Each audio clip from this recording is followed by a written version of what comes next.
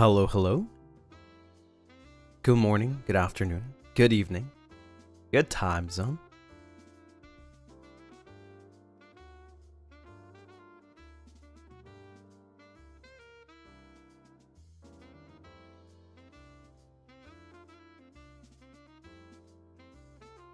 How's everybody doing today?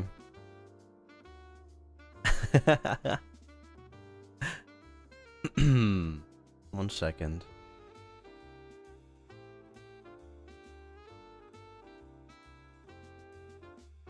How are you? Fantastic. Drinking some coffee, ready to do some nice reading. Better since you're gonna read us scary stories. Ooh, scary. Just woke up an hour ago. Good morning. Good morning. Newbie here. Hi. Hi. Nice to meet you. I missed his background, right? It's been a long time. It has been a long time. Also, I forgot to put the time on top. Wait, hold on. I knew something was missing. Let me, right there. There we go. Time and day as well. It makes me nostalgic. Yeah, it's been a while since I've used different backgrounds. I think it'll make you even more nostalgic if I were to use my room, my old room. I actually feel like my old room could fit my 2.0 a lot more, to be honest. It's very cozy. He's given performative male. You like matcha too? I like matcha, yeah. What does that have to do?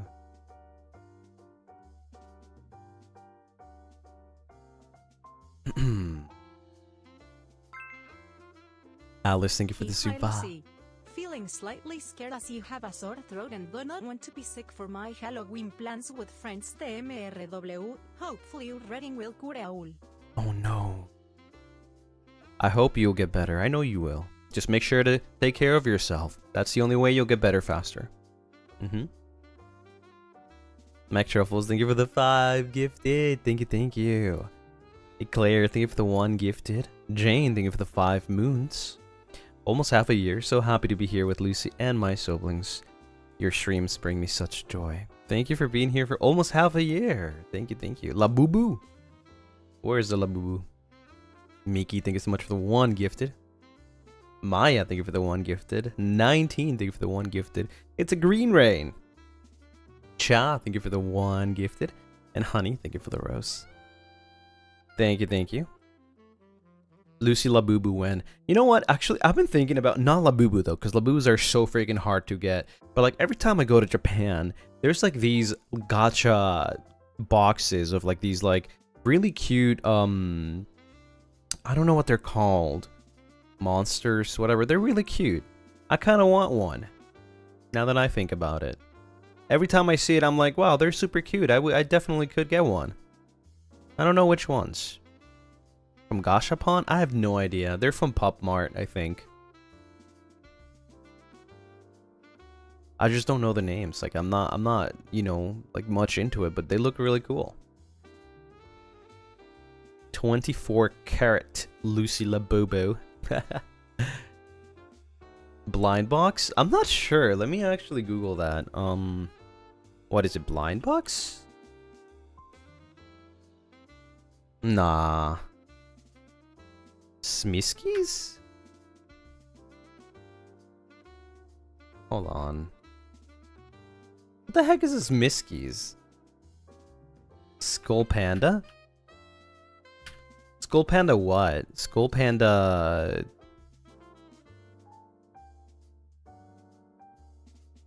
Ah, I see, I see. I'm not sure if those are the ones that I'm talking about.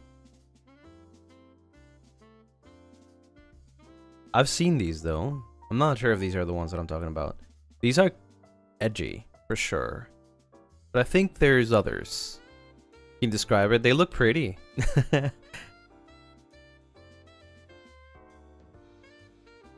Demos? Demos? Let me see.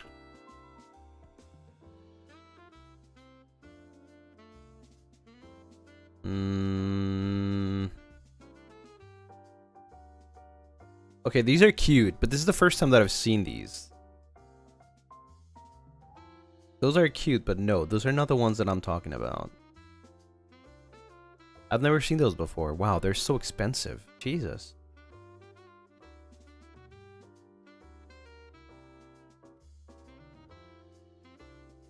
None of them can be a Lucy Papa. You're right. Lucy Papa is infinitely times cheaper.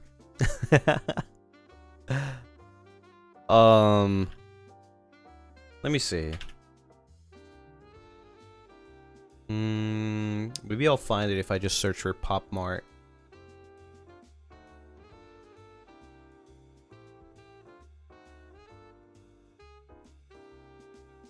Hironos. I feel like there's so many. It's kind of hard to like tell which one it is. Okay, these are very cute, but they're not the ones. There's so many. There's so many. There's so many much like better Labubus, if that makes sense.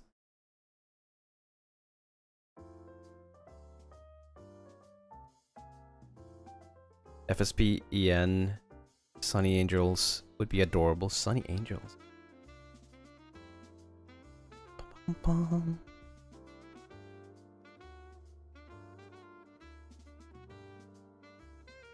Okay, no. I can't seem to find them. This was pretty cute as hell. What the heck? What is this? Wait, I like this one. Wait a minute. My internet's a little bit slow, so excuse my internet slowness. What is this? It looks more like a toy rather than a little guy, you know what I mean? So it's not exactly what I'm talking about, but this one's pretty cute. Lenneth, thank you so much for the moonba. Thank you, thank you. Oh yeah, this is more like a figure rather than a little thingy, you know, little guy. Yeah, honestly, I don't think I can find it. I would have to go to Japan and see it, to be fair. 52 toys, Lapley Zodiac blind boxes. 52 toys? 52 toys. Wait, I didn't see that. Lapley.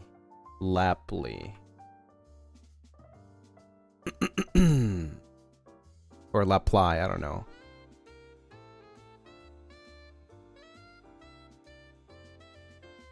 Okay, those are very cute, actually. Yeah, I like those a lot. Those are very cute. I would definitely buy something like that, you know?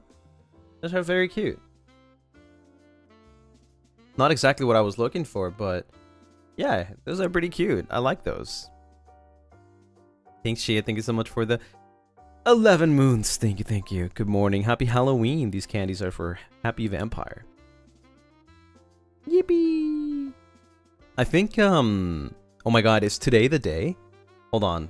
Let me check my schedule. It is... Today is 30th. 30... Today, right?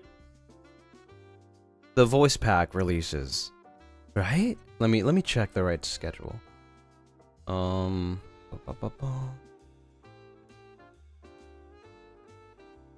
It's today, right? So it says October 30th, but it doesn't say the right time. So I'm guessing it's probably going to be in about like 2 hours, 3 hours. Yeah. I might not be streaming at the time. Or maybe I will stream a little bit longer just to talk about it. Yeah, but it does release today. Yeah, it's the 31st in JST here. Yeah, but it's on the 30th PST.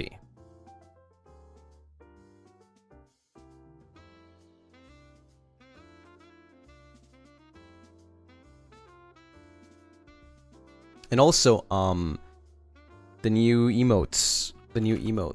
Yes, sir. Let me check how many slots we have right now. I need to check. Ba-bum. Memberships. Badges. Emoji. Okay.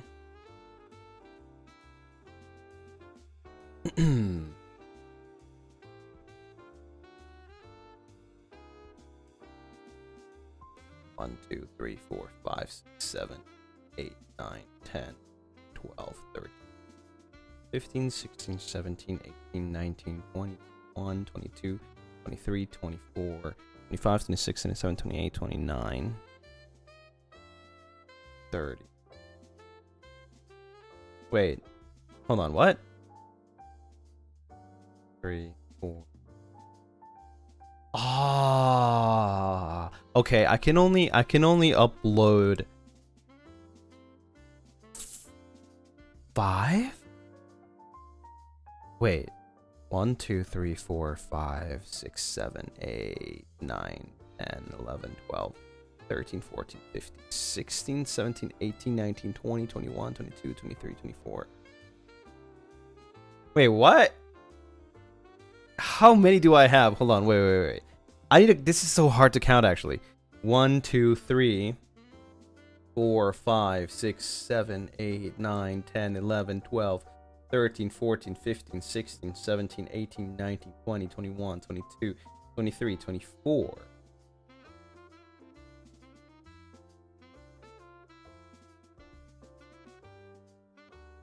Oh, that's gonna be, yeah, we're gonna have to... Yeah, we're gonna have to... Okay, we only have spots for 5 more. And we're gonna have to choose to get rid of some. Or we're gonna have to figure out how much we need to upload 10. Yeah.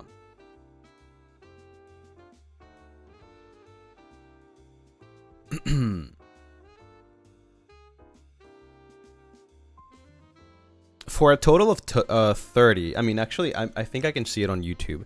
YouTube membership emote. Yeah, that's what I'm thinking. I'm looking at how many do I need. Slots. Let me see. Because maybe there's a thing that shows me exactly how many I need. YouTube only tells me how to unlock the next tier, but not like how many I need for more.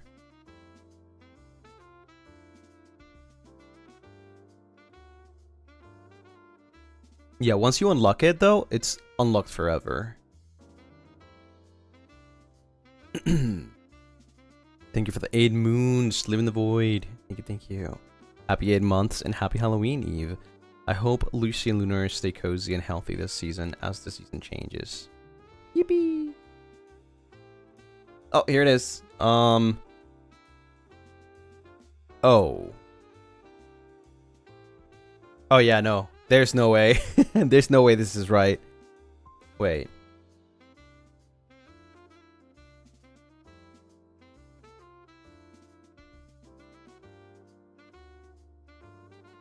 There's no way that's correct, right?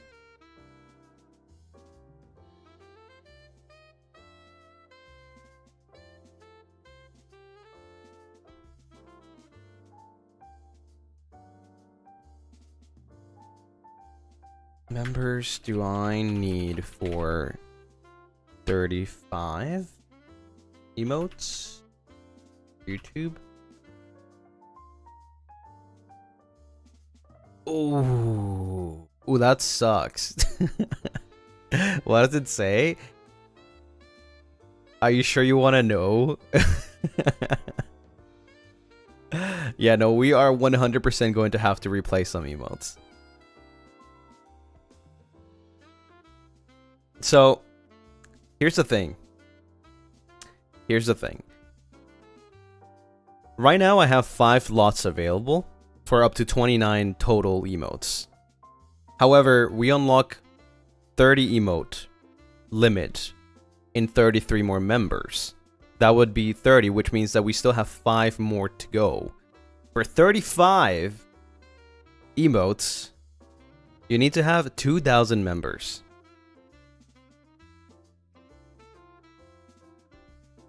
Which we never reached.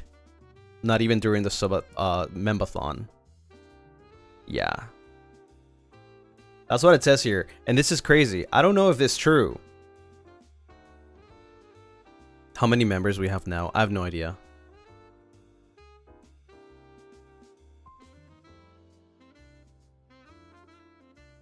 I mean, I can check, but I have no idea. We're not even halfway there. Is it like current or like total in general? Total, like lifetime, like... well, I mean, not lifetime. It's more like if you at least reached it once. Right? If you at least reached it once, you are able to unlock it. And then once you like lock in the emotes, it's permanent. Yeah. YouTube doesn't tell you how many members. It does, yeah, but I don't know if I'm allowed to say it. So that's why I'm saying like it's not even halfway there.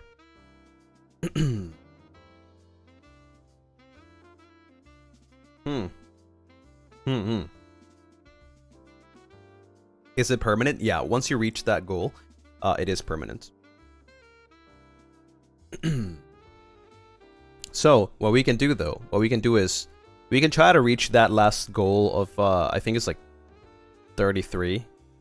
Yeah, 33 more members to get 30 slots, and then we have to get rid of 5. Unfortunately. Regardless, we have to get rid of 5.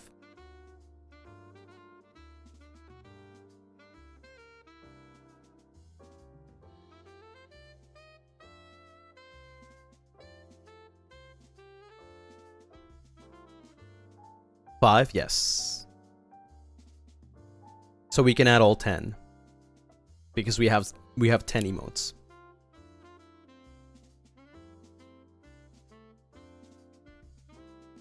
Next Membathon, we're not having a Membathon for the rest of the year, or not even like close to next year. It's not something that I want to do all the time. Like not even do at all. It's just more like a special occasion kind of thing. You know, it was a 100k goal thing. So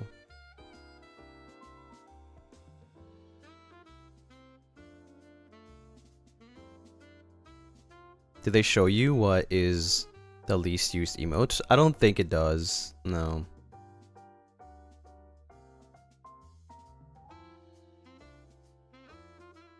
What if we reach 100k one someday? Well, that's different though. That's a massive goal. That's 500,000, of course. 200k is also a massive goal, but I don't know if I would. I mean, maybe I'll do a Membathon if like we do get to 2,000. I mean 200.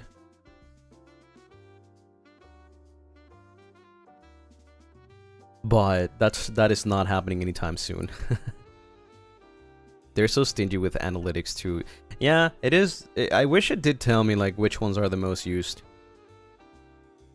It's so hard to choose, it really is. I'm like looking to see if like maybe there's badges. It doesn't tell me like the usage, unfortunately.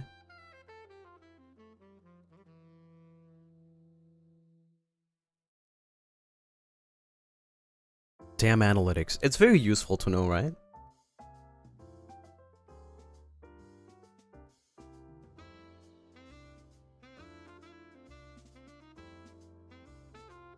It's hard to choose. I know, I'm sorry. I'm not gonna lie though, I only requested like 5 or 6 emotes, but they gave me 10. So, here we are in this predicament.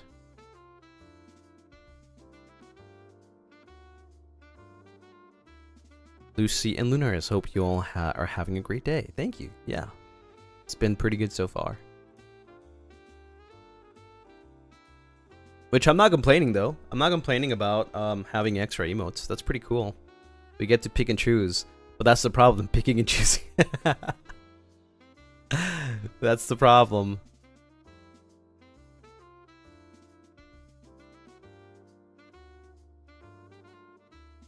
The elimination round, oh my god. It's the freaking alien stage of emotes.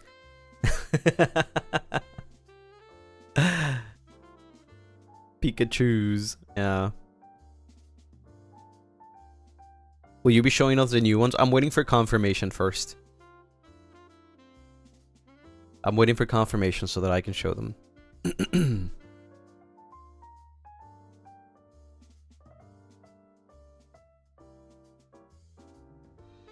I actually didn't realize. I really thought that maybe like it would be like 50 more members to unlock 35, but no, it's 2,000. Brother, that is insane. Why so much for only 35 slots? I was super confident. I was like, okay, I'm sure it'll only be like 50. Right? We can definitely reach that like within less than a month. But like 2,000 is insane.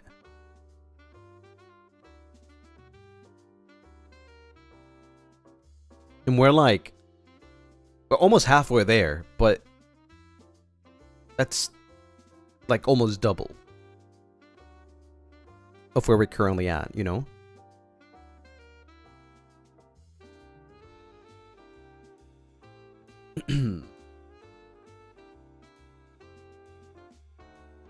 $2,000 mentions by tomorrow, trust. Yeah. 2K for 35 emotes is diabolical. No, it is. It truly is.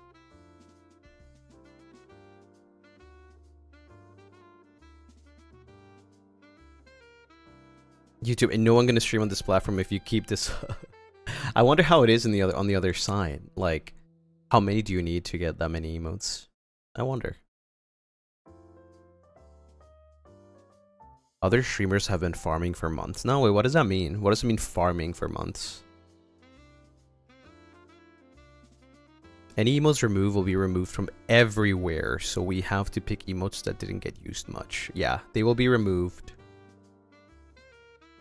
Like, if you use the emotes in like, how do you say, in a video, it'll be removed. Yeah. So it's a tough decision. Yeah, from VODs and everything. Got the swap blues. Thank you for the 5 gifted. Thank you.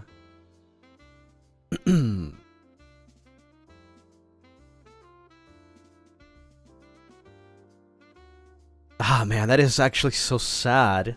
That is actually so sad. I didn't think it would be like that. I really didn't think it would be like that. Farming subs to reach the numbers necessary to unlock more emotes. You mean members? You can't farm members. What? That makes no sense. It's people that willingly member to be a member of your community. Diana Gaitan, thank you so much for the Moomba. Thank you. This is so sad. Alexis played Despacito. What timeline? What is this timeline? Alexis? Farm member sounds insane. Yeah, like what the heck? What does that even mean? How do you farm members?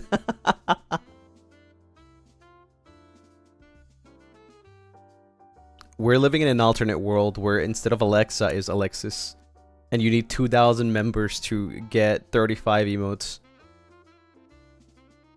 Hi, Lucien. First time here. Hope you're doing well. Hello. Hi. Thank you. I'm doing amazing. We're going through it. Fatima, thank you for the 10 gifted. Thank you. To be fair, let me refresh really quick.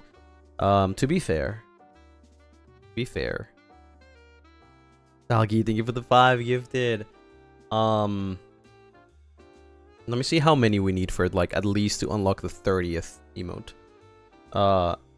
We need 20 more to unlock the 30th emote. So that way we can only get rid of 5 instead of 6 emotes.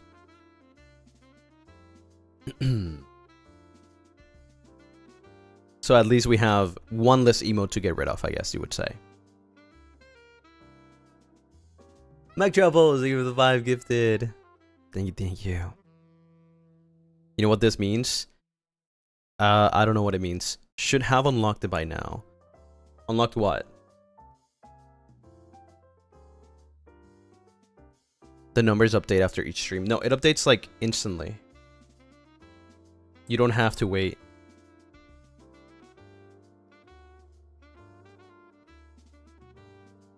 See, right now it says, let me see. Jane, thank you so much for the 5 gifted. Thank you, thank you.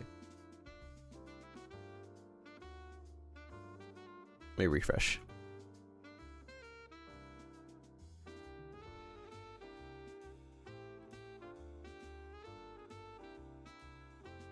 Five more. 5 more for 30.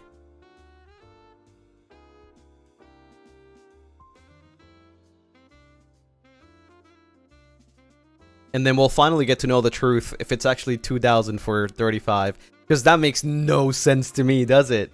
That makes no sense. Like, I would think 2,000 for like 60 emotes, right? Wouldn't that make sense? Right? But you gain 5 more emote slots for 2,000 is crazy. That cannot be true. Make shovels, thank you for the 5 gifted. Thank you, thank you. And Fatima, thank you for the 5 gifted. Thank you, thank you. If anybody got gifted, anybody got sniped in chat, please, please, please, thank you. And thank your gifter, I would say. Well, if you don't know that you're a gifter, just in general, just be thankful.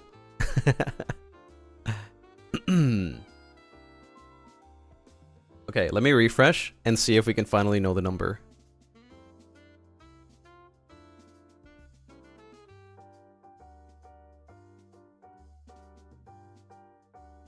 Wait. Oh, yeah, no, it is true. It is freaking true. What the? Okay, we got the extra slot, by the way. We got 30 total now. However, it's not crazy as I thought. It's not as crazy as I thought. Yeah. It did work. Okay, we know the truth now. It is. I think it is 2,000. But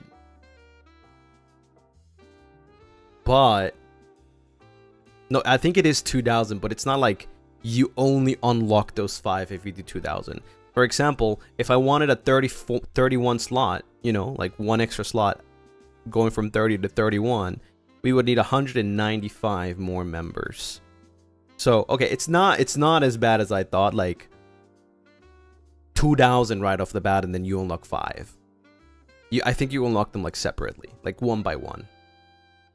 Yeah. It's not as bad. It's still kind of crazy though. 195 members for 1 slot. Insane. You know how much that is? New slot every 200 members. Something like that, I think. Right? That would make sense. Yeah.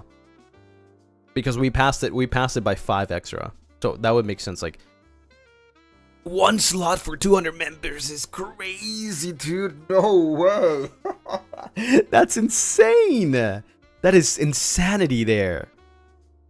Oh my god. You know, that's still crazy. No, it feels more achievable, but it's crazy to be honest. Like, because at the end of the day, you don't think about it, but it is an extra 1,000. It's 2,000 total. It's not even animated, by the way. YouTube refuses to add animated emotes. Phantom Hive, how did he think about the 11 moons? Thank you, thank you. Almost 1 year supporting my favorite stinky vampire. I love you, Lucy. No parasocial. Bruh. You're an amazing content creator. Thank you for all the fun. Thank you for coming back. Almost 1 year. Right. Now, I'm gonna have you guys... Now that we have 30 slots, I'm gonna have you guys decide to eliminate 5. We have to. We have to eliminate 5 emotes. These emotes will disappear from everywhere. Any comments that you've made, any place that you've used them, they will disappear. Yes. Wait, actually, maybe not 5, maybe 4. Wait, hold on. Let me check. So we have in total 24 emotes, which means that we have 6 6 slots left, which means 6, 4. We can get rid of 4. 4, I think. 4 emotes to get rid of.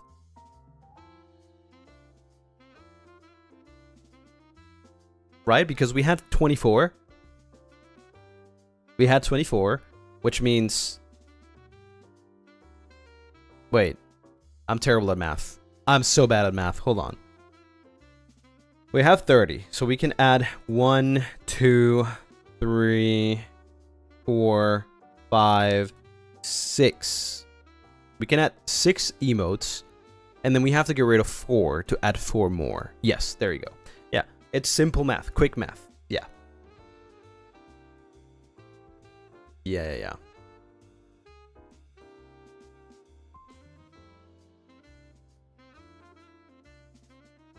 So 4. Yeah, I'm gonna have you guys decide which 4 emotes we're gonna get rid of.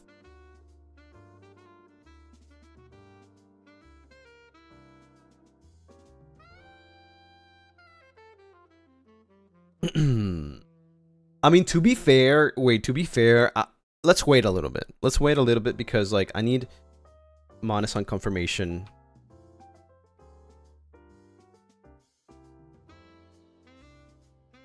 Because maybe if I show you the emotes, because some of you know the emotes, some of you don't know. Maybe if you know the emotes, it'll be easier to know what to choose to get rid of. Right?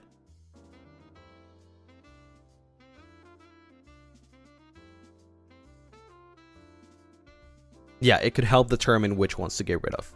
Exactly, yeah. So I'm waiting for confirmation. I have it ready here, but I'm waiting for confirmation. In the meantime, though, I have the birthday merch over here, my bottom left. Pretty cool birthday merch. Oh my gosh, it's a voice pack, and then there's another voice pack coming later today. Oh my god, there's a lot of voice pack. That's like, wait, 1. So birthday has 3 tracks. Halloween has, I think it's 2 or 3 tracks, I believe. That's a lot. That is actually a lot. Gee. Okay. Let me give you here the link for this. So many VPs. There's a lot of content for you guys to listen. I'm not gonna lie, I'm super duper excited for the Halloween voice pack because, oh my god, it's a side of me that I guess, like, you haven't really seen before, but you haven't really seen before, and it's quite interesting. Yeah, it's quite interesting. And like I said, I mean, a little spoiler, but somebody is getting not even with the Prince VP, not even. Yeah, somebody's getting scolded by me. You can tell from that, like, what kind of role I'm playing.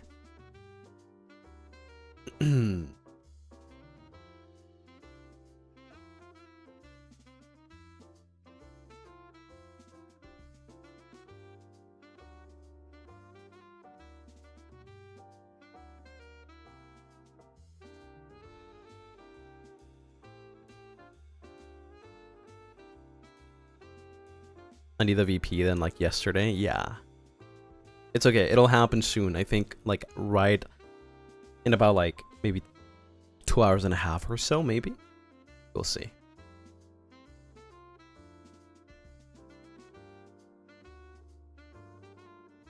Does the Halloween, the art for the Halloween VP is so good. It is so good. It is foul and criminal that we don't have acrylic stands for them. Actually. Because this is my favorite artwork in a long time for a voice pack. And it's my favorite voice pack in general, like not counting birthday or ASMR because those are different categories to me.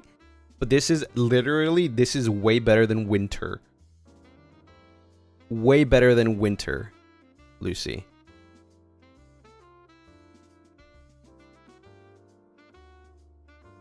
Better than winter, yes.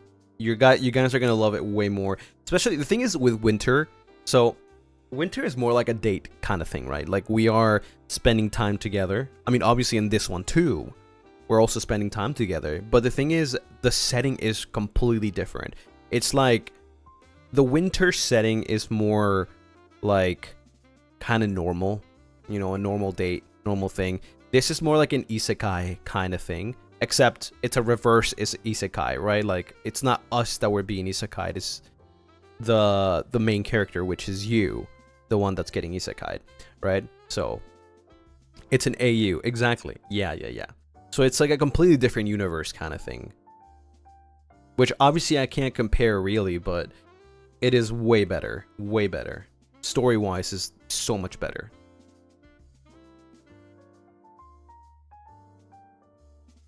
Yeah, and once you purchase, it's like Alice in Wonderland. Yeah, kinda. Once you purchase, you will get a PDF of like the whole script. Yeah, it's like the first anime, but different. Yeah, better, better. This is our biggest voice pack ever.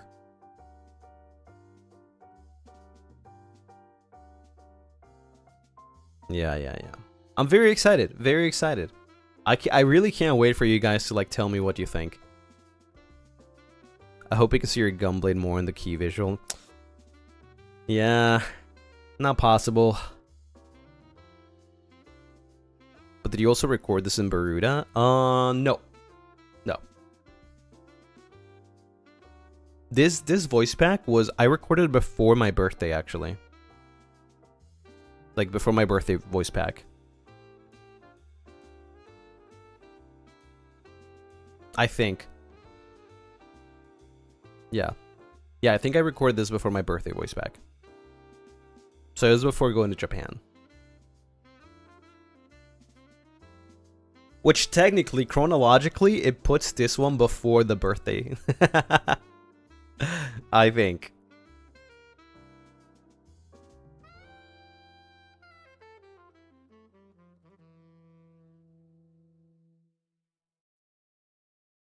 For VP reactions, just your VP will be reacting to and not the Avalon group one, right? No, yeah, that too.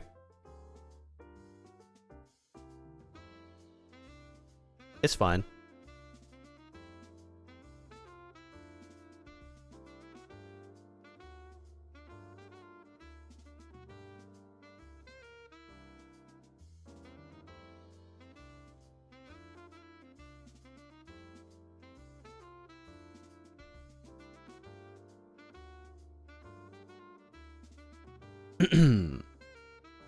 So this one is also in the studio? No.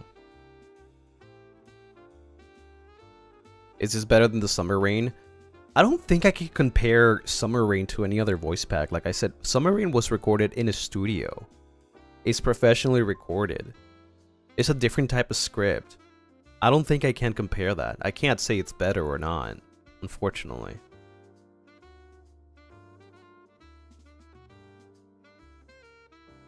I think that'll go for literally every single voice pack that comes out. Yeah. It's a different category. It's ASMR, completely different thing.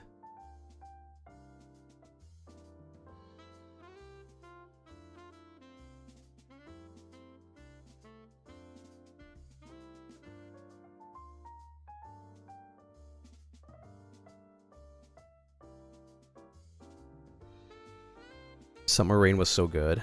It was really good.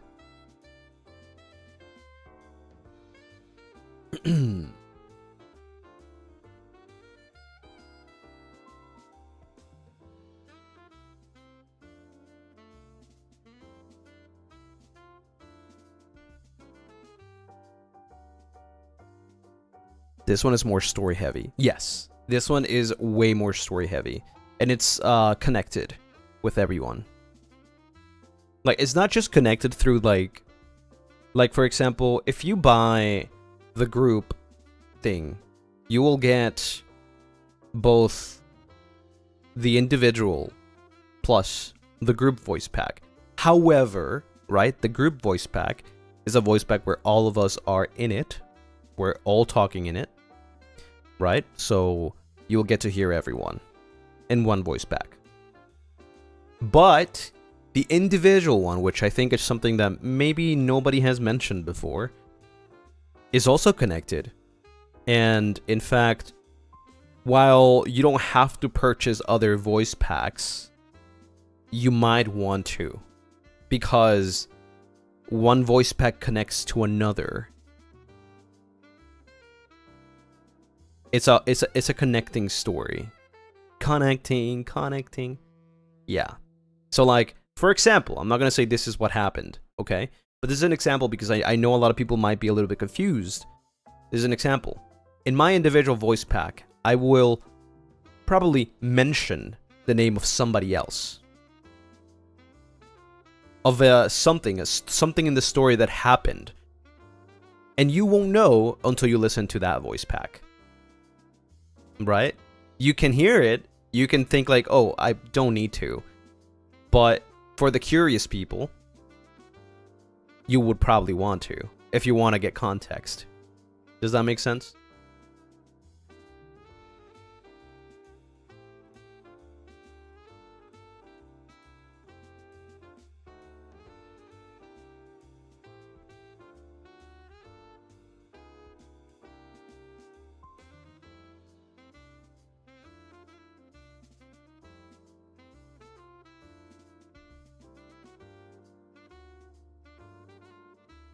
It's like playing Ultimate game, routes, and recommended order. Right, but there's no certain specific order. You can play mine first, and then you can get like the context after, when you listen to the other one. However, that other one will connect to something else. Right?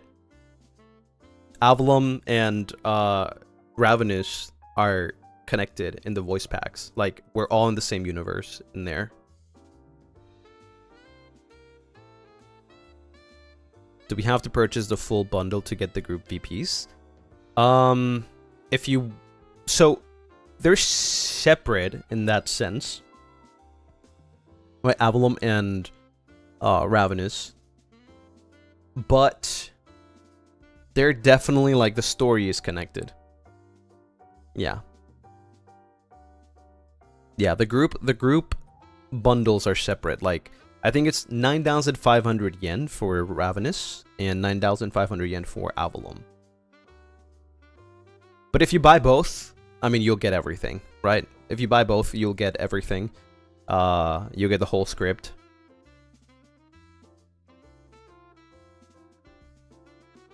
For an individual VP, is it only connected for one group or both? It's both.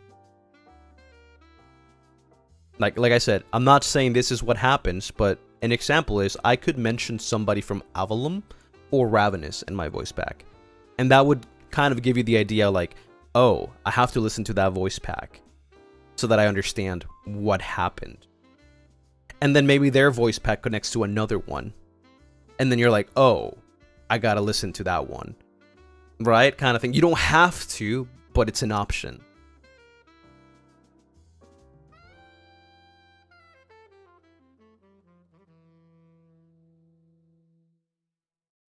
Yeah, it's like literally playing an Ultimate game.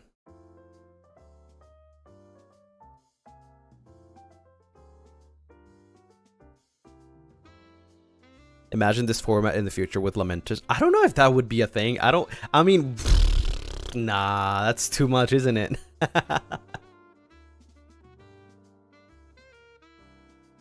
It's a fun and tempting option, right? But like, for example, like, I don't know, maybe you don't have that money to be spending on like listening to everything or everyone, right? Like I said, it's not completely necessary, but if you're a person that really wants the context and you want to know why is he acting like this, you will understand if you actually go and listen to that voice back, right? And then once you listen to that, you go back and re-listen to that other voice back and you're like, right, that makes sense.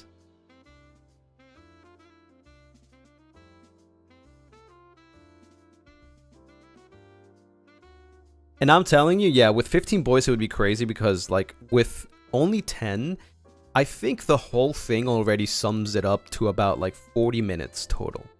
I'm talking like every single voice pack together with the group voice packs, like total about, I don't know if it's exactly like 30-40 minutes, something like that. It's a long listen. Yeah, it's a long listen if you get all of them. Yeah.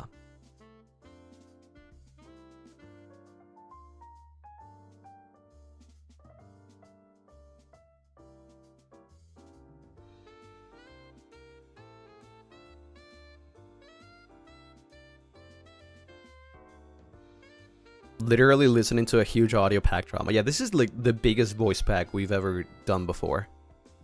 Yeah.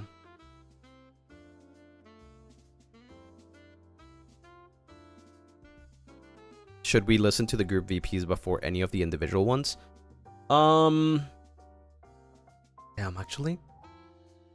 No, actually there is a timeline here. There is a timeline here to follow. You have to listen to the individual ones first.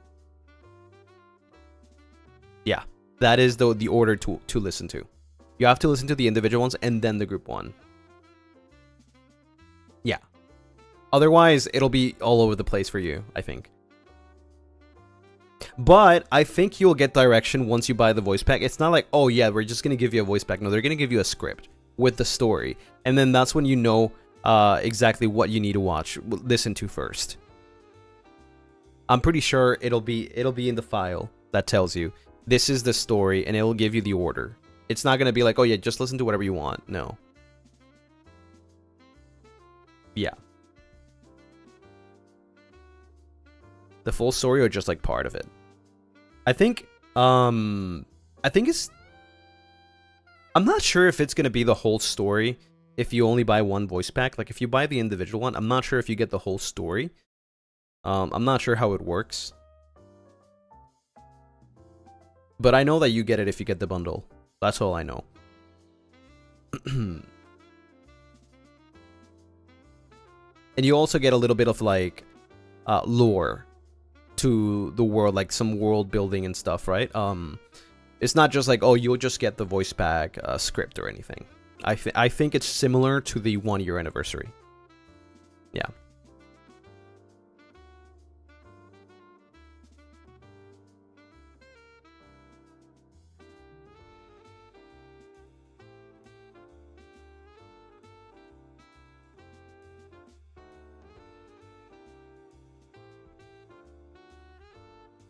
Yeah. I like that's an option to enjoy more, but you don't really need to buy all of the VP. People who can afford all enjoy the same as people who can afford all. Yeah, the voice packs are very complete individually, I would say. However, it's like it's more like curiosity killed the cat kind of thing, right? Like you know something's gonna happen in the voice pack that would lead to another voice pack, and then you're like, damn it, I have to listen to it. But you don't have to. It's more like the voice pack is complete in itself.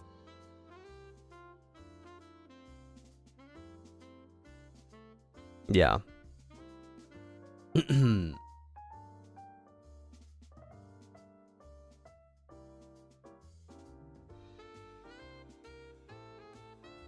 If this one sells really well, I think they will include 15 boys. Well, I don't know about that.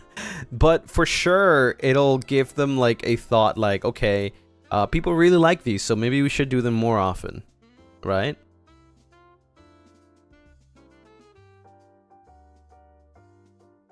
It says, okay, Manasan just told me right now, yes, that's correct. The group bundles also have the handwritten messages and full setting info/background. Oh yeah, we did do some special handwritten messages that you only get to see with the bundle.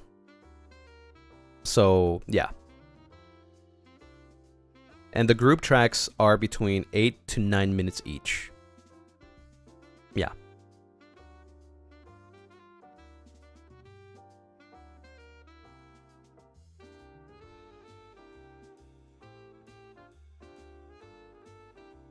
I know the little promo thing is kind of confusing. But it really isn't. We'll talk about it more when it releases.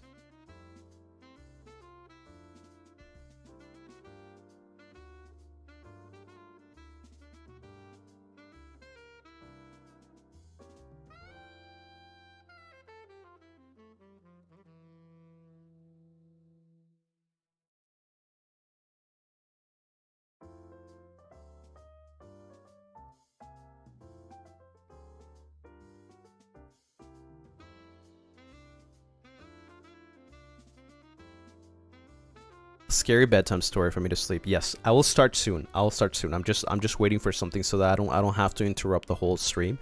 I'd rather do it right now before we start. Because it would be kind of like, I don't know, it would break a little bit of immersion if we just like start talking about emotes in the middle of, you know, the reading. Which, by the way, I was just told Madison is a little busy right now, so unfortunately we can't upload the emotes, but I'm trying to see if I can show you the emotes so that we can think about it and then upload them possibly tomorrow or during the tier list stream. Yeah. So it gives us a little time to think about which ones we want to get rid of. But I'm still waiting for confirmation to see if I can show you guys the emotes.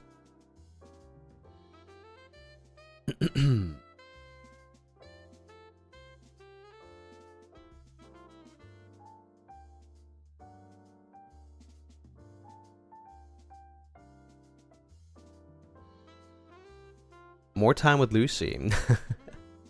I mean, you still have me here. I was not going anywhere regardless.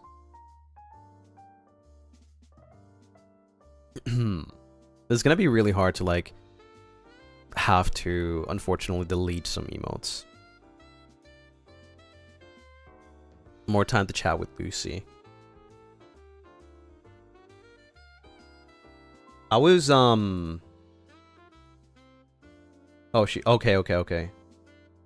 Surely we can't. Okay, we can't show them right now. Which kind of sucks.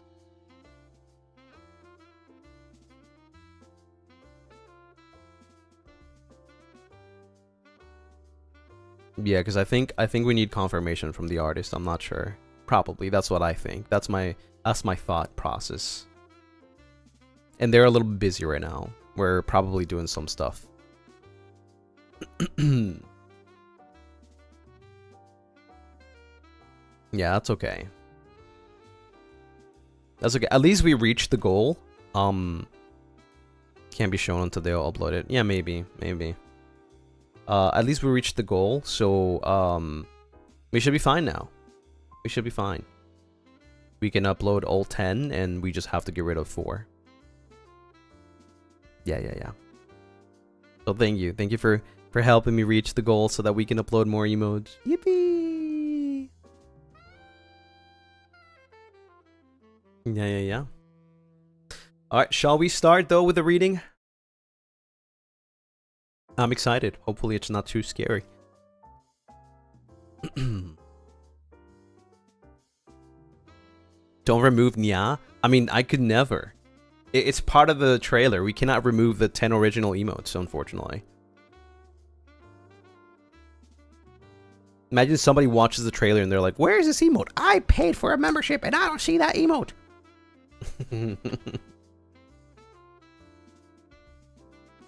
How much more until the next emote? 195 members. Yeah, it's crazy. It's crazy out here. We're in the middle of freaking fighting YouTube. Actually crazy. But yeah, let me switch the atmosphere really quickly by removing this. How people sound in your head. That's how Karen sound in my head. People complaining. Quesito, thank you for the 5 gifted. Yippee! Let's turn on the fire.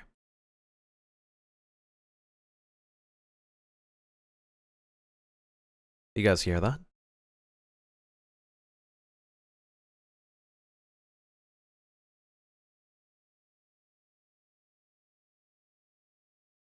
You don't? Wait, what do you mean you don't?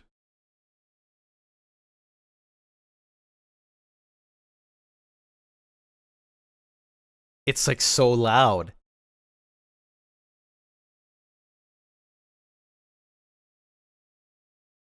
Wait, what? You're trolling. It's so loud. It's supposed to be silent, yeah. Did he mute it for us? No.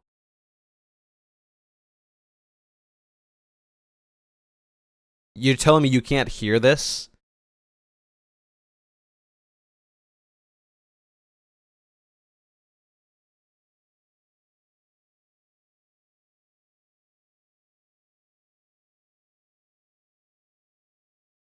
What? Wait, how come? I can...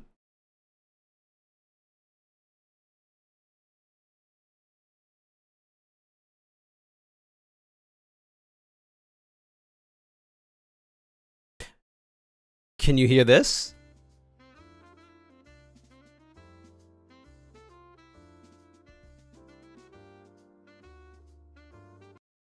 What? That's like the... This is like... What? What about this?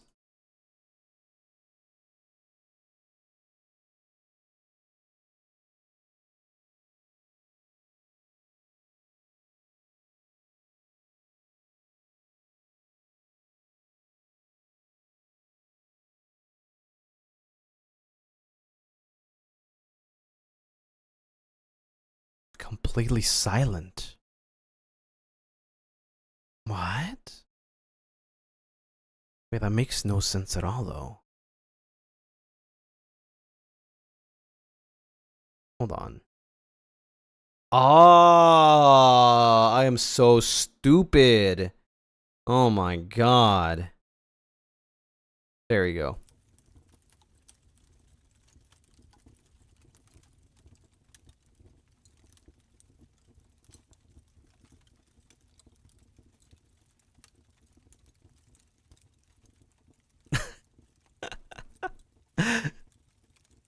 I realized what was the issue. Yeah, it's okay. Okay. Now we can hear. Right. Sorry. I'm not the biggest SFX guy here, okay?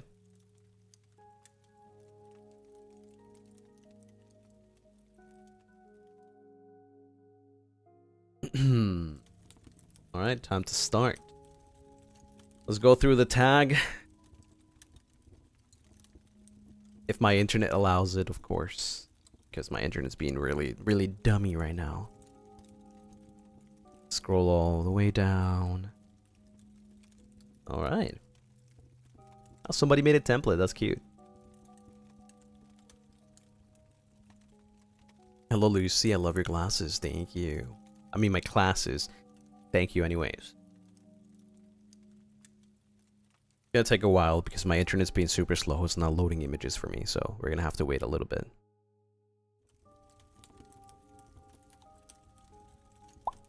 Alfie made the Lunaris in the corner too. Yeah. Andy, thank you so much for the 19 moons. Thank you, thank you. Happy 19 months. Wow. Didn't submit a story this time because my brain is busy braining with other things right now. But I'm excited to see what everyone wrote. That's okay. That's okay. You don't have to worry. Oh, wow. Here it is. It's loading the first story of the day. Let me pull it over here so that I can read it better. Are you guys ready to be spooked? To have those chills running down your spine? Perhaps. Maybe not.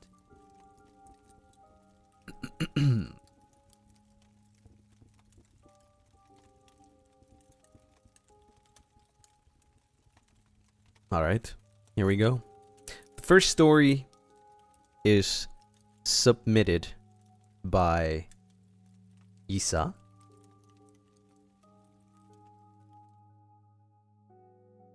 And it goes, okay. First off, hi, hee. I have a quite few scary stories to share, but this time, I'll be sharing only 2 very short ones. One is pretty recent, and another is a bit older. So first, let me start with the old one, which happened almost 3 years ago, when my grandma used to live in my house. Her room was next to the one I share with my aunt. And just like me, she was a night owl. Her sleeping schedule would always be weird, since she would go to sleep late. Then wake up in the middle of the night to watch TV. And then go back to sleep. Well, in the period of time she was awake, it became normal for her door to open slightly by itself. At first, of course, she was scared. But then we figured it might just be because the nub was kinda messed up. For a bit of context, let me draw a simple map of where the rooms are located so you understand the story better. Unfortunately, I can't show this map. Amazing map, I know. So basically, let's say, okay, the bathroom top left, followed to the right by the storage zone. Next to the storage zone to the right is a backyard. Below the backyard is a grandma's bedroom. So, you know, you guys can like imagine this in your head. Next to the grandma's bedroom to the left is the hallway that goes through the storage zone and the bathroom that we mentioned before. And right under the hallway is the room I share with my aunt, which has a window that's right next to the grandma's bedroom. Hopefully that's very clear. It's safe to say I don't go to bed early, and on several nights, I stayed up until late. I've heard rustling sounds in the storage place outside my room, where we keep a box full of my brother's toys, one of them being a Buzz Lightyear, whose voice sometimes goes off with no one touching it. But to not pee myself, I usually put my headphones on and ignore the noises, or just go to bed with my earphones on, wrapping myself on a blanket burrito in fear I could get my feet yanked in the middle of the night, LMAO. One night, my aunt was staying at a friend's house, so I was by myself, rotting in bed, as I scrolled through TikTok at 3 a.m.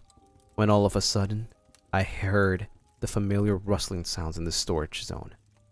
At first, I thought it might be a rat, or at least that's what I tried to convince myself. But that idea was soon scratched when I heard someone knocking on my bedroom window. I went pale, a shiver ran down my back. I knew there was no one around, and that a sound like that could not be made by an animal. I was scared, but to ignore the noise, I put my headphones on full volume and listened to music while waiting until it was 4 a.m. so I could go pee. Because yes, that happened the moment I was about to leave the room and go into the bathroom. Just my luck. At 4, I gained courage and quickly ran to the bathroom. But to my surprise, and just like I thought, there was no one around. So I just forgot about what had happened and went to sleep. The next day, though, is when things really get scary. Since my grandma was diabetic, I always helped her with her insulin, making sure she got the right amount of it on her shots. And that afternoon she asked, "Isa, did you go to the bathroom at 3? And I looked at her, confused. At 3? No. I went to the bathroom around 4. Why? And her answer gave me the chills. She said, "Oh, because at 3, mind you, when the noises were happening, a girl dressed in brown and with long black hair opened my door and stared at me before leaving. I thought it was you." Wow. Oh, Lucy, when I tell you that scared the living Jesus out of me. My aunt was not there that night. My mom was asleep and had short hair with blonde highlights. I was in my room, my hair is not black or long, and none of us were wearing brown. So who the hell was that girl? I still think about that. Safe to say, I might never have an answer. Oof! Oof! What the hell, dude? Nah-uh! That is... Dude, are you still living there? That's crazy. That's scary as hell.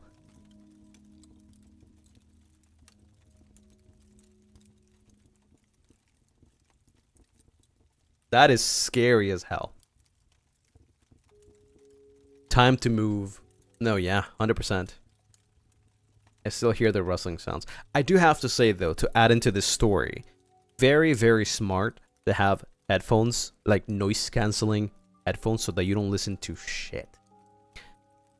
Because one of the things that inflicts terror or, like, gives you chills is listening to sounds that you cannot understand. Or that you cannot find an answer to.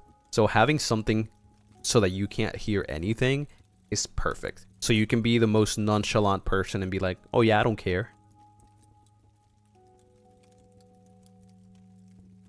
Time to call exorcist. I mean, honestly, that's kind of crazy, the fact that your grandma was able to see that, like tell you exactly what it was. That is crazy. Short story number 2. This story happened very recently, maybe a week ago. I'm not sure. I was peacefully asleep by myself. My aunt was at work, and she always closes the door properly before leaving, so no one could have entered the room. I was having a very awful nightmare. I don't remember much. I remember running away from a guy who I assume was a killer, and who was dressed in a bunny costume, similar to that one character from the Walton Files. To me, it's not weird to have nightmares about things chasing me. In fact, in most of my dreams, someone or something is almost always doing that. But this one felt real, overwhelming. The guy looked scary. Bunny suit old and dirty. A few bloodstains here and there. Mind you, I hadn't watched anything that could trigger that dream, so it was very weird for me to have such a random nightmare. But I digress.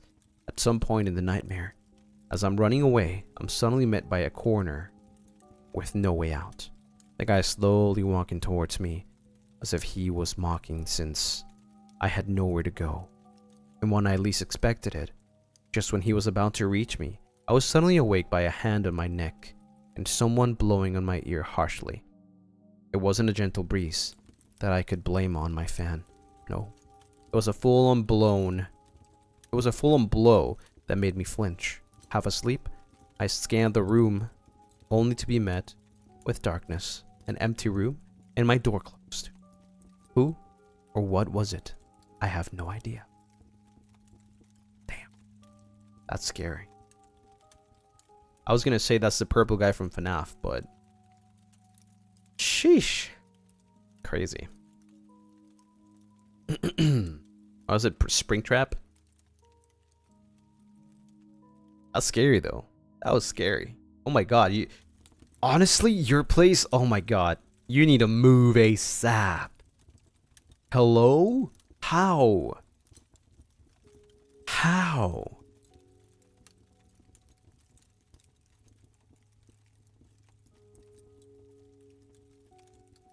How are you still living there? Oh no.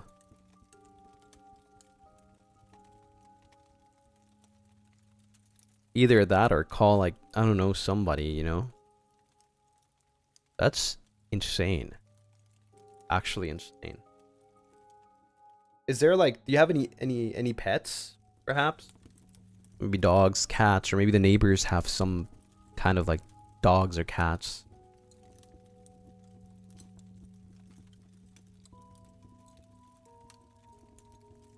Or maybe other types of pets. Nope, none. What about neighbors? Like, maybe neighbors have pets. Does Lucy believe in ghosts? I wouldn't say I do. I would say more like I would believe in the possibility.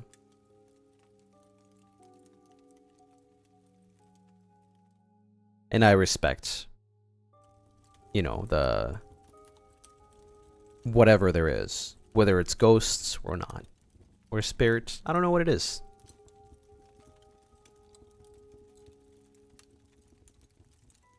Right, I'm not gonna go around mocking on something that I don't understand.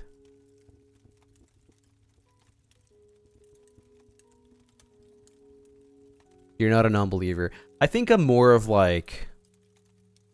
I don't know how to explain it. It's not to get like religious or anything, right? But I think I'm more like I see, I believe kind of person.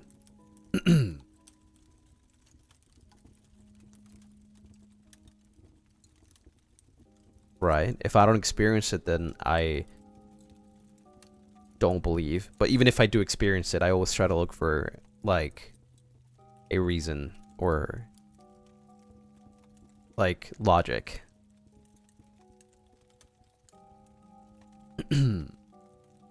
Sometimes our minds can play many tricks. Sometimes our ears can play many tricks. Not saying that's the case. But yeah, that's just how I work at least.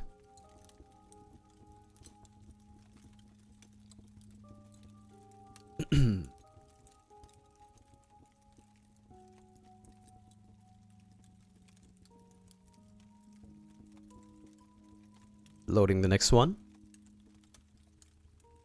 The next story is by Fatima. And it goes like this. It was just another late night stream. The chat laughing, the usual chaos. But somewhere...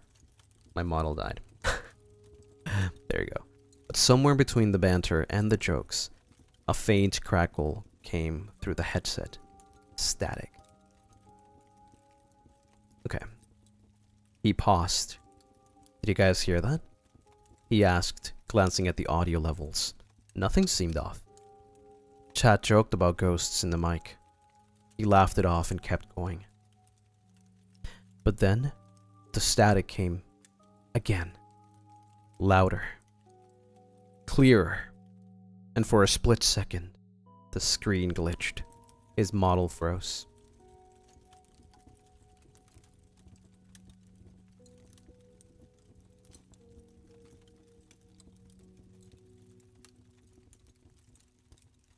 What? Eyes staring straight into the camera. What? This is getting a little scary. He didn't even realize it until chat started spamming. Bro, you're not moving.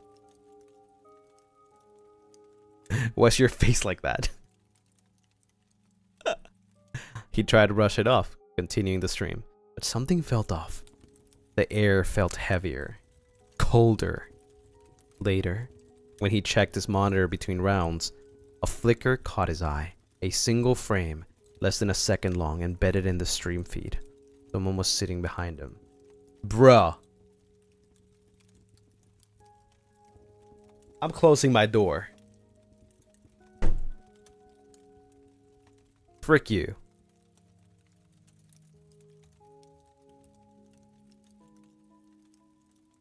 He turned around. Nothing. The room was empty. Just his setup. The dim glow of the monitors and the hum of his PC fans. It's just a glitch, he muttered, forcing a laugh. Then his notification chime rang. I swear to God, if I get a freaking call right now, I'm gonna... His notification chime rang. A new message appeared in chat, but no username, no icon, just one line. I'm still here. He froze. The room went silent. The air colder. Then the static returned through his headset, softer but clearer this time. It crackled like someone breathing to the mic. A whisper threaded through the noise. Slow, deliberate. I'm still here, Lucy. And on screen, his model was still smiling, even though he wasn't.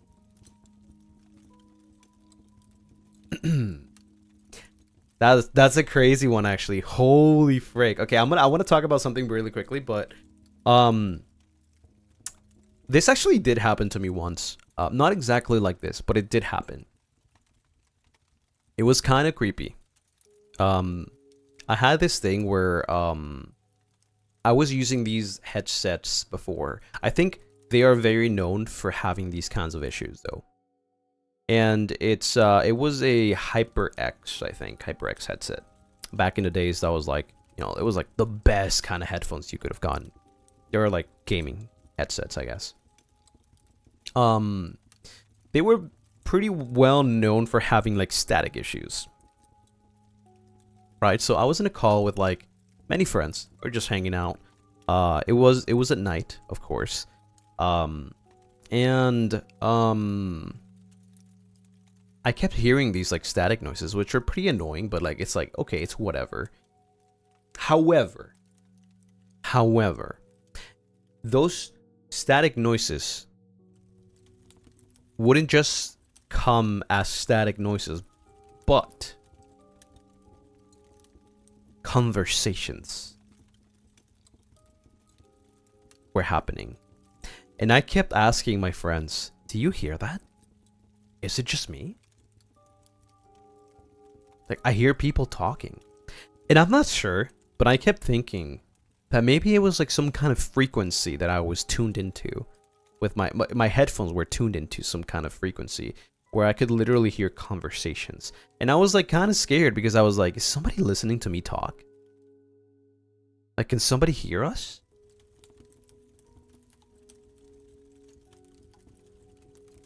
Right? Ever since I got rid of those headphones, I've never got that again. But it was very creepy. Yeah.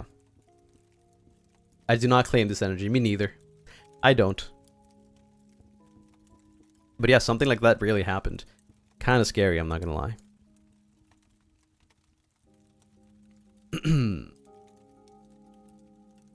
Next one. That's a little bit of a trigger warning. I will start this as a warning. That it is based on a true event that happened to my best friend. Trigger warning, scratches, ghosts. Happy Halloween. By Sweet Tori. Holes cross in holy water. Alright. This one has a name and everything. The Chilling Night at the Cecil Hotel. This is a story that happened to my friend years ago. She and another friend were in California for an event.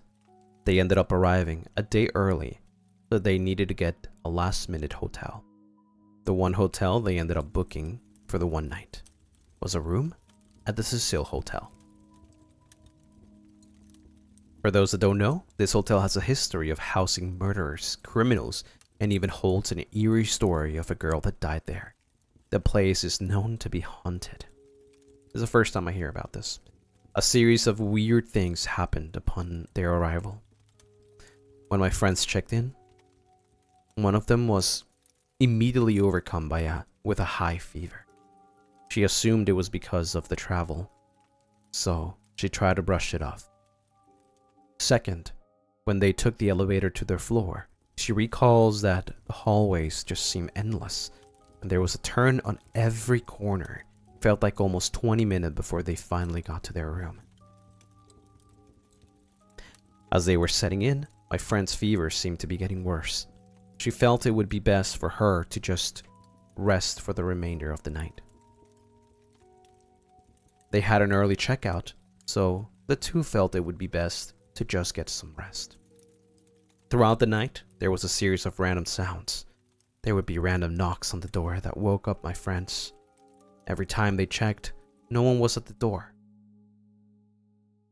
One of the creepiest moments was that the sounds of someone or something scratching against the wall kept on occurring.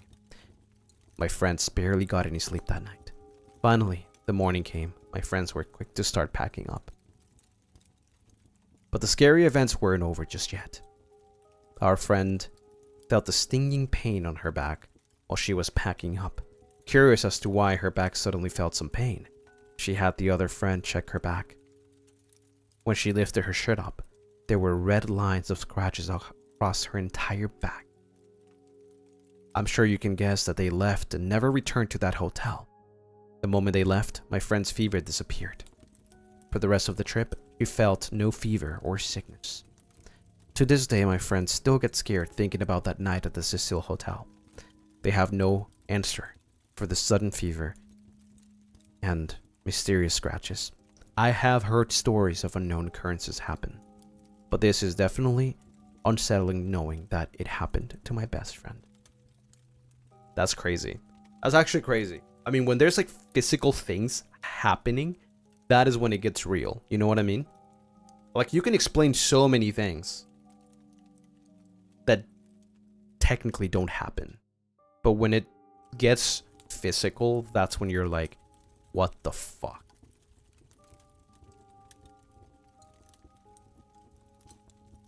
Like, how do I explain this? Because as a person, especially a person that doesn't really believe in these things, you always try to look for an explanation, a why. You need a reason, right?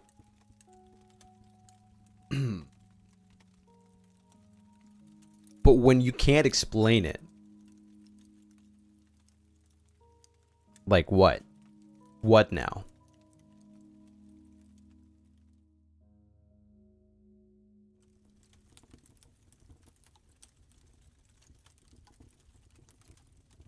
You need a reason to keep your inner peace. Right? The only way I could technically, like...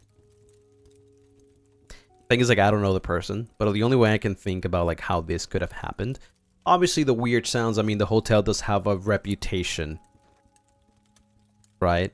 However, the scratches, I would say maybe, I don't know, maybe during the sleep, their back was very itchy, so they scratched themselves a lot. I think it happens. It could happen. Sometimes people wake up with markings from things that they did while they were sleeping, right? Maybe they were. It was very itchy. Something happened in a dream that, you know, made them go physical and started scratching their back. Maybe that's how it happened.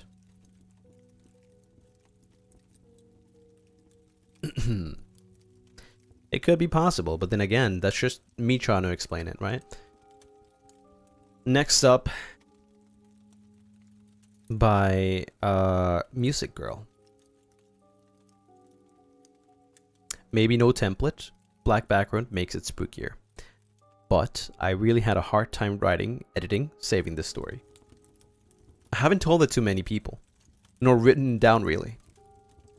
Maybe it didn't want to be told.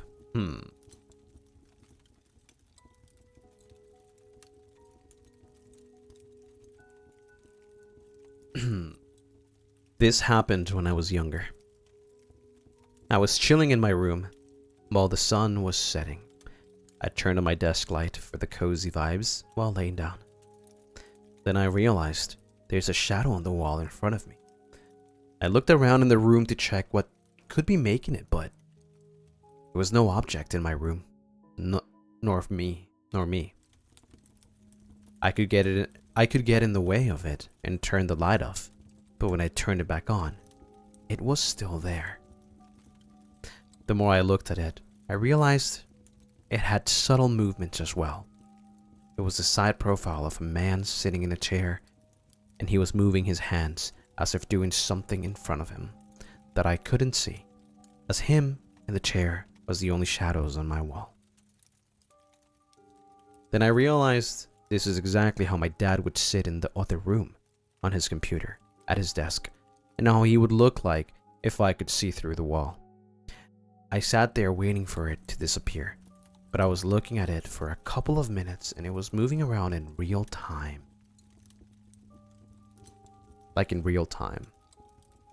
I got up to make sure if he was there or not, and yes, he was on the other side of the wall, sitting on his desk the exact same way, and he hasn't noticed anything weird. When I went back, the wall was clear, like it never happened, and nothing similar ever happened to me again. That house might have been haunted, as there were other instances of weird stuff happening.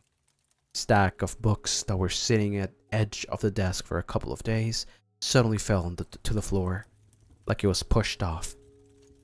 When I was in the room, me and my sister ran out of screaming, as it wasn't hovering on the edge or even looking unstable, or just dishes sitting in the sink and clinking out of nowhere, even though they sat like that for a while and weren't crowded in there or anything. Thankfully, we moved out long ago, but to this day, I think of these instances and still can't make sense of them or ignore them or as something happening because of my kid's brain. Even when moving out and getting older, I was woken up a couple times by someone calling my name or straight up screaming. When I was home alone and my door closed. Do with this information what you will. P.S. I needed to write this story 3 separate times as it wouldn't save properly and I kept losing text. I see. Well, I can guarantee you that last part is definitely very common. At least, many people can probably say the same. I'm one of them. I wake up many times hearing my name. Like somebody screaming my name. And that makes me wake up.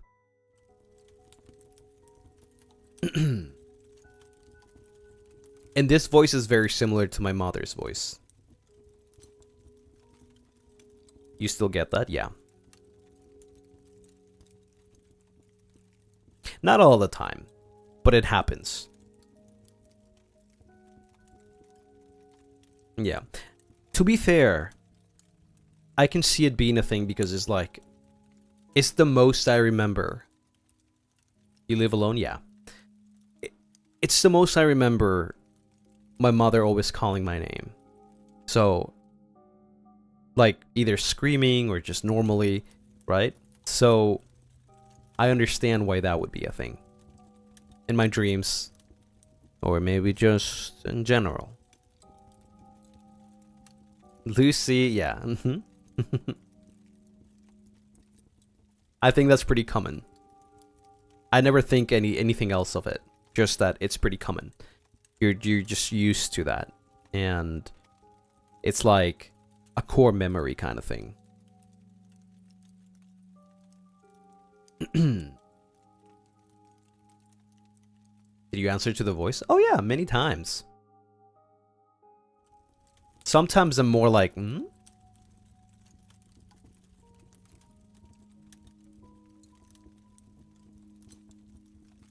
But it's nothing.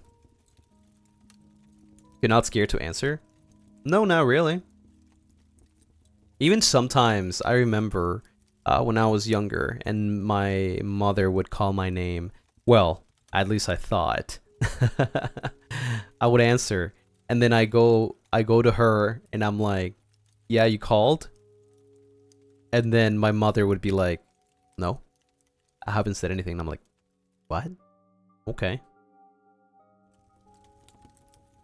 Yeah.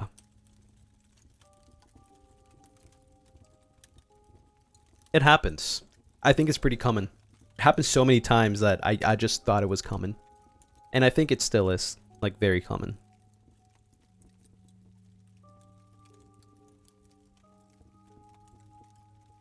I think it's just because you're just used to it.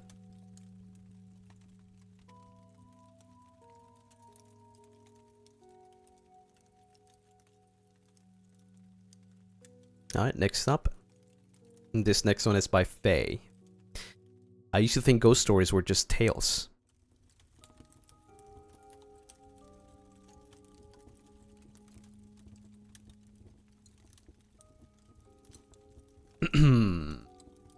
Hello everyone. Good evening from this side of the world. Please sit back and allow me to share one of many stories that has lingered with me for years, during what was supposed to be just another field trip. There are stories that cling to certain places, like mist over the pine trees or whisper in old wooden halls. This is one of those stories. It happened several years ago, when I was still in high school. Our school had its annual field trip to the Highlands, something everyone looked forward to.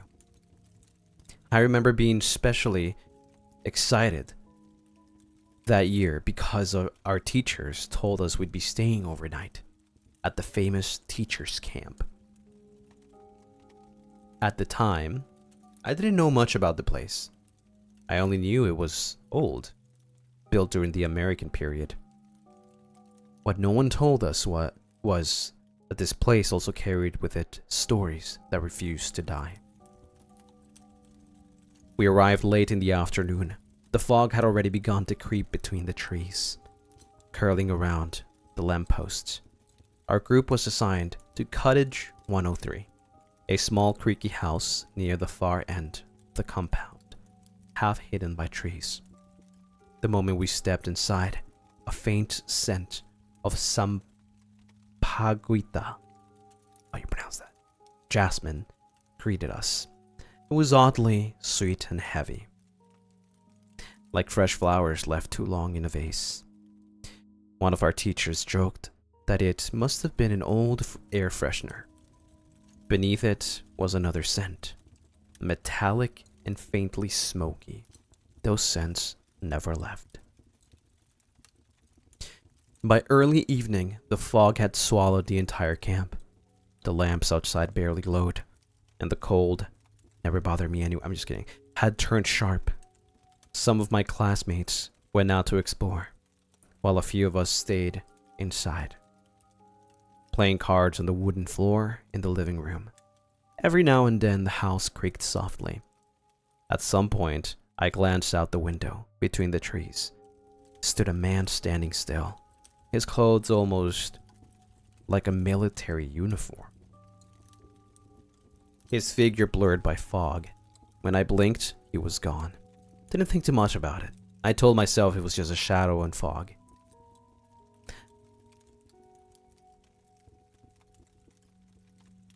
I kid you not, I just heard something. What the heck? That night, after everyone had fallen asleep, I woke up sometime past midnight. Wasn't sure why, until I heard the sound of boots, slow, heavy, moving down the hallway. Towards our room, it stopped right outside our door. Through a small gap beneath the door, I saw the shadow of someone standing still, the faint outline shifting slightly. I thought maybe one of the teachers was checking on us. But then came a low murmur, a man's voice, low and hoarse, murmuring words I couldn't understand. I froze, holding my breath. Then came a metallic clink, like steel brushing against steel. I tried waking up my friend, but she only stared and turned away. The doorknob rattled once, then stopped. A long, cold silence seemed to press against my chest. I don't know how long I stared at that door. When the footsteps began to fade away, the windows rattled. Behind the curtains, I could see shadows moving, as though several figures were passing by. There was a faint clinking of metal, like something dragging against the floor. And for a brief moment, the smell of sampaguita filled the room again. Jasmine. Stronger now, mixed with the scent of iron. As suddenly as it began, everything felt silent. The next morning, I told our teacher. She looked uneasy but brushed it off. Later that day, I found one of the caretakers sweeping the path outside. When I mentioned the events from the night before, she only paused for a moment. She didn't look surprised. I can no longer remember everything she said, but her voice stays with me even now. Calm, strangely sad. She told me the far cottages were once used as a wartime hospital. Wounded soldiers were brought there after the fighting. Many never made it through the night. People still hear things sometimes. She looked towards the trees behind her cottage, as if remembering something distant. That was where the sick were kept, she said. Some died waiting for help that never came. The air there, she added softly, always felt heavier, not from the fog. Before we left, one of my classmates showed me a photo we've taken the day before, right in the front of Cottage 103. We were all smiling, arms around each other, but behind us, half hidden by the fog, there was a shape. A man, standing between the trees, straight backed, still, his face turned towards the camera. I used to think ghost stories were just that. Stories. Things people told to make old places seem more interesting. But that night changed how I saw things. What unsettled me wasn't just the fear. It was the feeling that we weren't supposed to be there. Air felt heavier, the silence too aware. Sometimes when I think about it, I realize that places remember what people forget. And that may be these what we call ghosts are moments in time that never learned how to leave. I hope you liked the story, or at least felt the silence the way I did that night. It wasn't something I imagined. It happened years ago, and it was something that stayed with me for long after I left. Believe what you will, but it was real. Thank you for reading. And if you ever find yourself in a place that feels too quiet, listen carefully. You might hear what I did. Please remember, and some memories don't fade.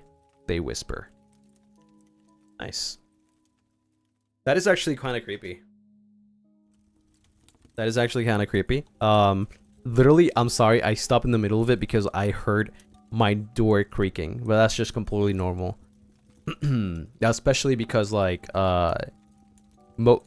it's not like my apartment just, like, shakes. It's just because you can hear the neighbors upstairs just, like, boom, boom, stomping. And some of that, like, actually does translate into, like, vibration. So, like, you can hear things like... I mean, you guys can't hear what I can hear right now. But it's like, you know, my door doing, like, creaky noises like that. Are you for real? Yeah. So I was, like, a little... It caught me in the middle of it because I was super immersed in the silence. That I heard, like... And I was like, what? Yeah.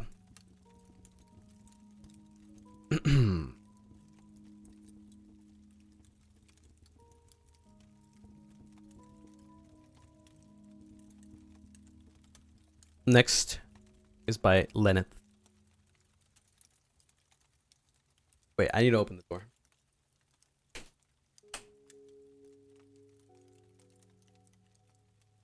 I need some air. Whew. Kinda hot in here.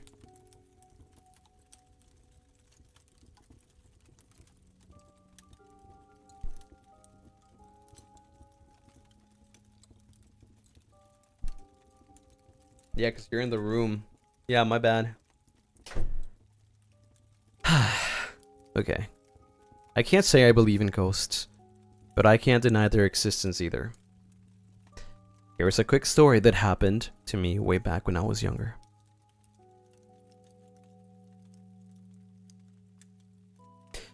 On a cold October night, around a decade ago, I encountered the haunting of a man in my own household.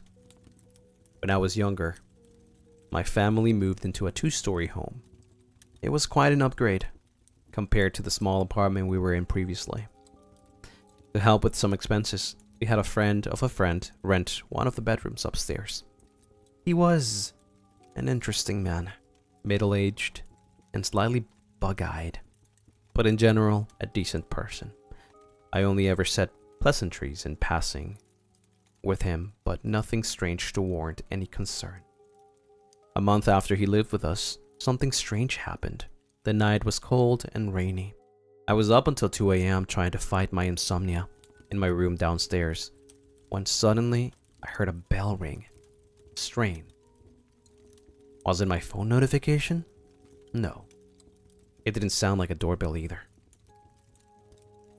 Another ring, and another one, every 5 seconds or so. I heard it came from outside my room, so I decided to investigate. Maybe it was my brother messing around. I wrapped myself in a throw blanket and stepped out of my bedroom onto the cold, hard tile floors. My phone light was the only thing lighting my path. But as I approached the staircase, I saw the man who had rented one of our rooms upstairs. He stood as still as a statue, a bell in one hand and a metal spoon in the other. His eyes were bloodshot and wide as he stared at the picture of the Virgin Mary hung on our wall. Every few seconds, he rang the bell while muttering something. When I had asked what was wrong, All he said was, "The children, the demons, are torturing me." Scared, I quickly woke up my brother and my father. They tried to talk to him, but he would only repeat the same thing. Tired and disgruntled, it was at this point that my father decided if there were any ghosts in this house, he wanted to meet them. My father grabbed a bottle of holy water and entered the man's room. He started to sprinkle the holy water in every corner of the room while exclaiming, "I am the owner of this house. Leave."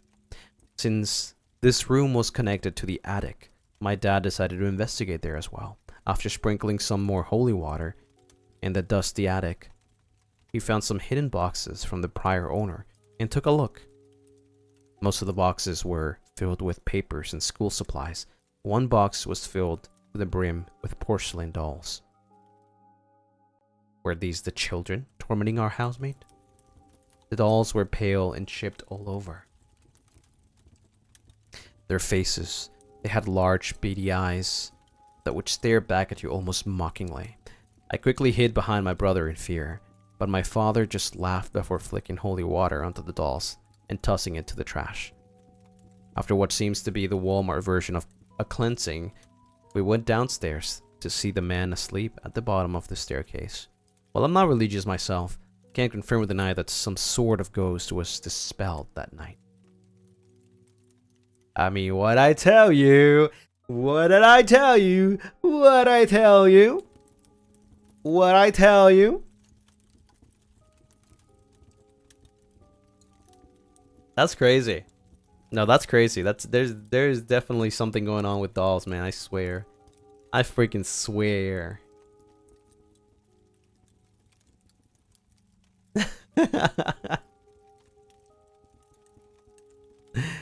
That is freaking crazy, actually.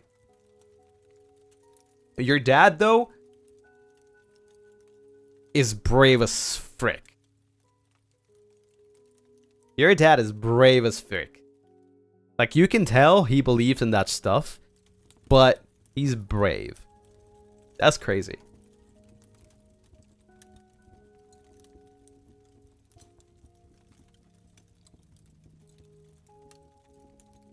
Your dad is the goat. That's what I'm saying. Jesus.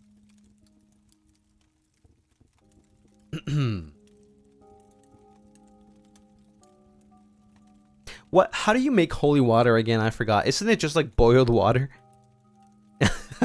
Wait, sorry. I don't want to like. Let me see. What is? Oh, it's just water blessed by a priest. Holy water is ordinary water that has been blessed by a religious figure such as a priest, bishop, or deacon, and is used in various. How do your dad have holy water in his pocket?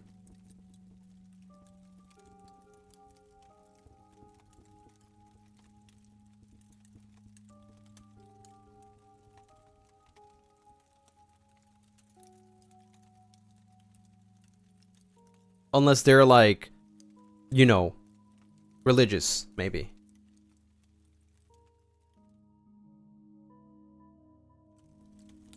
That makes sense. That would make sense. But you see, that's kind of weird. Like, it's not weird, but like, it's weird that, for example, my parents were super religious, but they never had holy water, like, just standing around. I think it's kind of weird in my sense, like, for my family at least.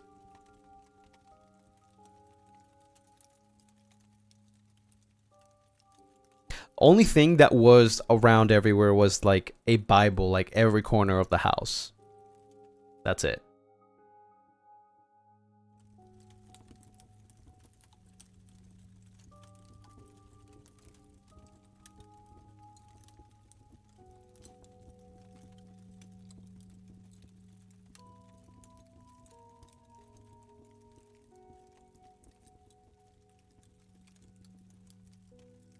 Maybe Dad is a monster hunter. Maybe.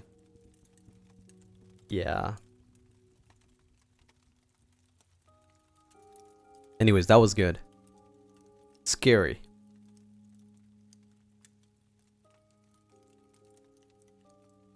Next up, we have Mellow. Just a few out of many experiences. It would not leave us alone, bruh.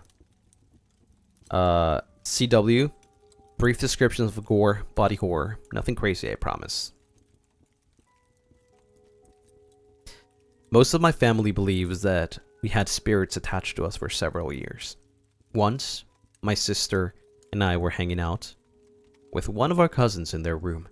Our cousin and I left the room to get something, while my sister stayed behind. Not long after, we heard my sister yell and come running to us. She explained that she was just sitting quietly, when suddenly the room got chilly. Then she heard it. Shh. At first, she thought it was one of us messing with her, but there was no one there. She swore she felt a puff of air right next to her ear when it happened. Another time, I was folding laundry when out of nowhere someone grabbed me. Their hand felt large and cold. I assumed it was my dad trying to scare me. So I went, "Hey!" and turned around. But I was completely alone. In fact, no one was in the house when I checked. Everyone was outside.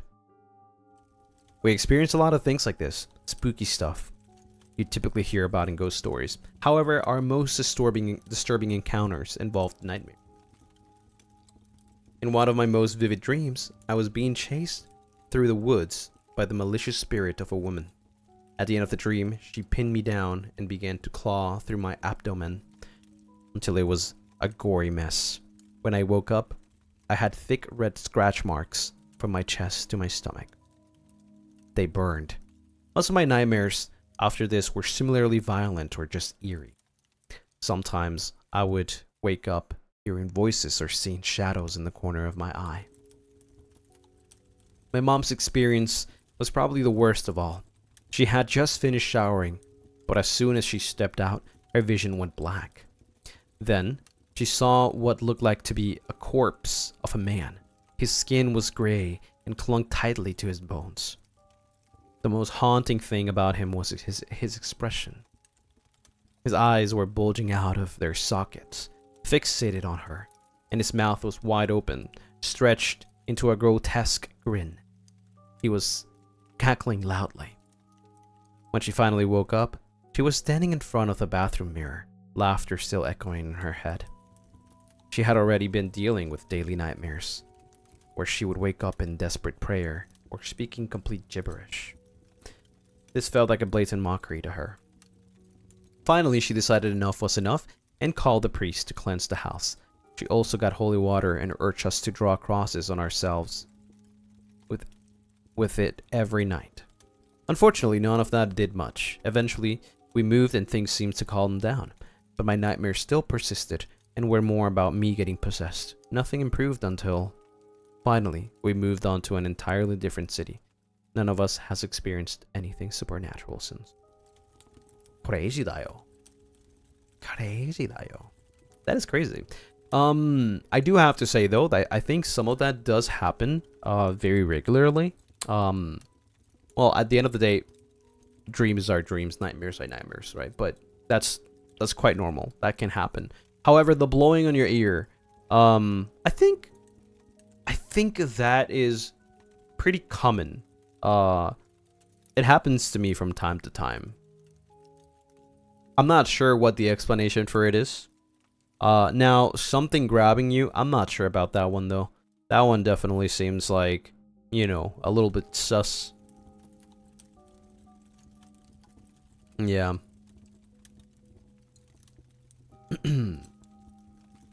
Like blowing in your ear or neck, like things like that. Yeah, I feel those sometimes. Yeah. I think that's quite common. It could just be a breeze. Random breeze, the AC, you know, something. You might be haunted. You think so? Yeah, I'm haunted by this little creature over here on my right side. Well, my left side actually. With a freaking flashlight.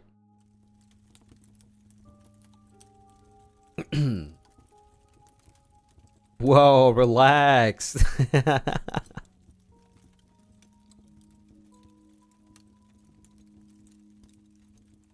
Next up, power forming. Yeah. Oh yeah, no wait. Actually, I did want to mention another thing. Like I said, your eyes play many tricks. Okay, and it makes you see things that you're thinking of that are not real. For example, you can catch shadows at the corner of your eyes, but it's nothing. It just happens. It just is what it is. It happens a ton. You can catch things moving, and most of the time it's literally just your blind spot. If you didn't know, we have a blind spot. There's a certain angle that we look at where we can't see anything, but we still perceive regardless. So most of the time it's just your blind spot playing tricks on you, and you perceive it as a shadow, but it's really just the inside of your eyes, right? It's the black blind spot. It happens a ton, and you're like, what? I saw something, but not really.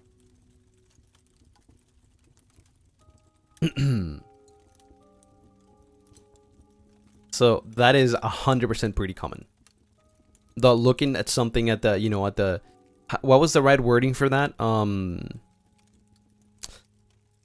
Frick. They said something about this.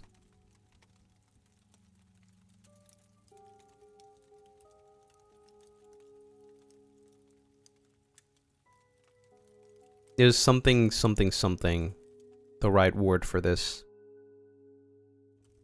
I don't know, so you just seeing at something at the,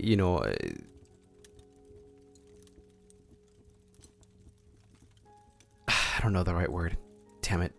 No, not peripheral vision. No. It's just like, it's not a term. It's not a term. It's just a way to say it. The corner. Yeah, the corner of your eye. Yeah, there you go. Like seeing a shadow in the corner of your eye, kind of thing. Most of the time, it literally is just your blind spot.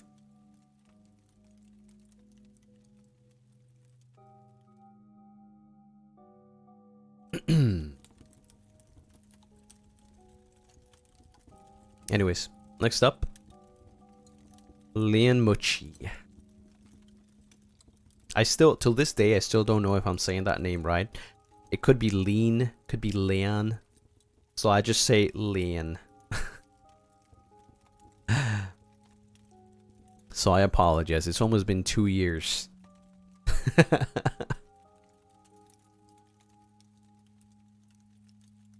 You're saying it right? Okay, thank Ash.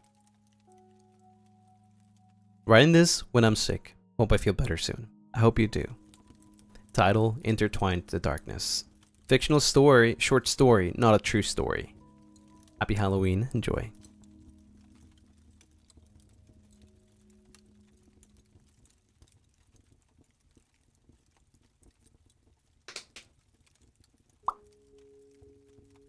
As I walked down the street at midnight, I saw the moonlight shining in the starry night sky. The stars were bright, and the night felt young and alive. As I continued walking, it felt as if I was being watched. But when I looked behind me, no one was there, like a stalker in the night. I called out, asking if anyone was there, but all was silent. As I walked a bit farther, the night seemed to grow darker than I expected. Nervously, I stopped trying to find a safe place to go, when I suddenly heard a soft, low voice. I see you, it giggled. Then went silent. Looking back, I gasped in fear and began to walk faster, then broke into a run. I could still hear him breathe down my neck. I reached the end of the street, blocked with no place left to run or hide. A shadowy figure, dark as pitch, and white, eyes red as crimson blood, stood before me, staring deep into my heart and soul. He felt cold and terribly eerie. As the figure leaned closer to my ear, he whispered, "I caught you." The end. Damn. That's a crazy one. Kinda creepy. Oh, we only got a few more. Okay. Perfect. By the way, I'm only reading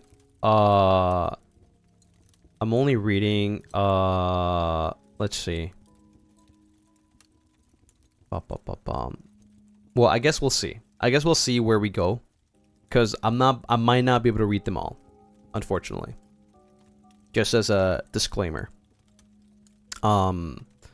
Because, well, we only got a limited time. And if I were to read them all, I mean, I might. We still got some time. I might. But yeah, as I see, we still got a couple to go. So I'm just saying, you know, in advance, in case like some people were like, oh, he didn't read mine.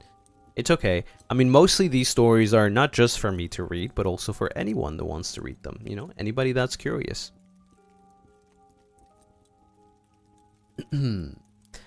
Alright, here we go. Next one is by Quesito. This is a long one. Sorry, I swear I try to make it shorter, but I am a certified yapper and love telling spooky stories. But yeah, here's a story of all the spooky stuff that happened to me when I was younger.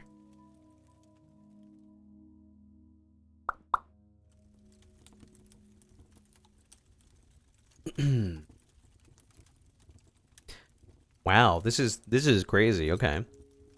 These are a series of events that happened to me and my family when I was younger.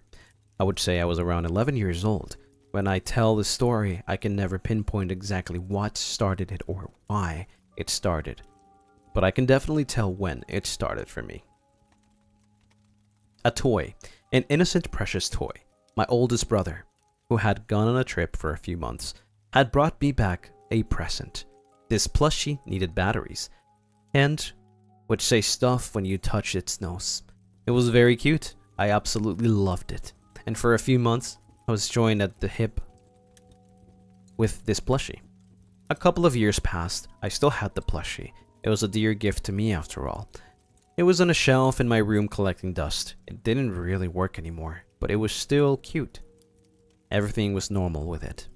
Until one day, at 12 a.m., on the dot, the plushie started making sound again. Its voice sounding much more robotic and creepier now.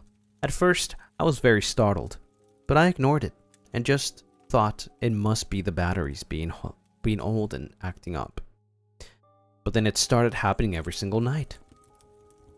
I got tired of it waking me up, so one day I took it out of the shelf to take its batteries out, only to find out there were no batteries at all to begin with.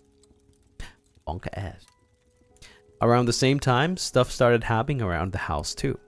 Keys would go missing, stuff around the house moved, the electronics would randomly stop working, TVs or radios would randomly turn on throughout the day, the phone kept ringing but no one would answer when we picked up, etc. But of course, my parents didn't think much of it, and we would brush it off. Until then, I really hadn't had much of or known much of the paranormal. Coming from a Latino religious family, those topics were very taboo. Our family home had always been within the family, and it had never been haunted or had stuff happen before either. This was all very new and rare to me. The plushie still kept making sounds, mostly at 3 a.m. now. I tried getting rid of it once. I threw it in a bag and put it in a neighbor's trash can outside, only for it to somehow appear in the living room 2 days later. I asked my mom about it. She told me she found it in the storage room. She thought my dog had somehow grabbed it from my room, played around with it, and left it in there after she got bored of it, so my mom picked it up for me. My brother, whose room was right next to mine, was there when my mom said this, and he asked me, now that you mention it, why are you always playing with that thing the crack of dawn? It's very weird of you, and it wakes me up sometimes. That's when I confessed that it wasn't me. The plushie just kept doing that even without batteries in it, and I had tried to get rid of it a few days ago. Damn! My brother was very shocked. At this time, he had the thought it was me playing with the gift he had gotten me, All this time, whenever he heard the sound of the plushie, he would also always hear a girl laughing quietly. All this time, he thought it was me. What? Oh my god. Actually scary.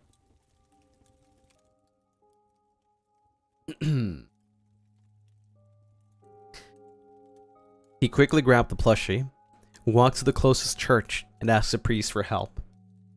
That was the last time I saw that plushie, but it was just the beginning of what entailed at home later.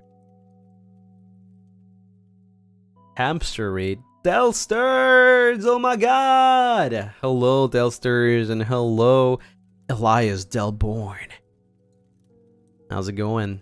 Hope you guys had a lot of fun. We're currently reading some horror stories by the Lunarists.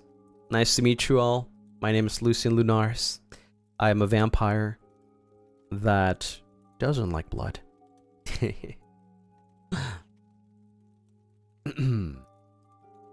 Hi, welcome. Please feel at home and get comfy, cozy. Maybe not. It's kind of scary. It's getting kind of scary in here. So yeah, maybe grab some snack and get your blankies. Anyways, we continue. I have always had very vivid dreams, but for some reason I started having constant nightmares of me being chased. It started with me waking up a hill. Walking up a hill, my bad. Towards an abandoned church and a graveyard that I have never seen before. A woman dressed in a torn white dress, with long black hair that covered most of her face, would be waiting in front of one of the graves. She would look my way. She would smile creepily, and she would start chasing me slowly. I would wake up before she caught me, covered in sweat and with my heart beating out of my chest. This started happening very frequently. And then the woman stopped showing up in just my nightmares. She started appearing in all of my dreams. Sometimes she would be obvious to the eye, just standing in the middle of the crowd in the middle of a room. Other times, she would be harder to notice. She would be hidden in the background, hidden in a corner, very, very far away from where I was standing in my dream. But she was always there, always watching, always walking towards me, always chasing me. She walked very slowly, but the feeling of persecution was always there. She would mouth things sometimes, and even though I couldn't hear her, it felt like she was telling me that no matter how far away she was and how slow she walked, she would always follow me and find me when I least expected it. I started being scared of falling asleep and even started suffering from insomnia. Some days, I just wouldn't sleep at all. I had tried telling my mother once. She brushed me off. And after that, I just never tried again. I kept hearing more noises at home. Things in my room kept breaking. I started seeing a lot of shadows too, which had never happened to me before. Then one night, when I was in my room trying to distract myself, I heard the cries of a woman. The sound coming from the corner of my room. When that happened, I was too paralyzed to move or do anything. I was lying on my bed paralyzed, looking at the wall, which I was very thankful for, until I felt the edge of my bed bend under the weight of something, of some. I honestly do not remember what happened afterwards. All I remember is my brother waking me up for dinner afterwards, me slightly getting up from my bed, very confused and disoriented, and feeling the tears roll down my cheek. My brother saw that and panicked. He started asking all sorts of questions until he looked at my arm and noticed a big red scratch on it. I hadn't even noticed I was injured.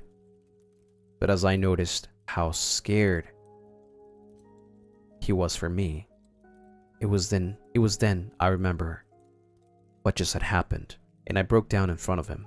I told him everything that had been happening. See,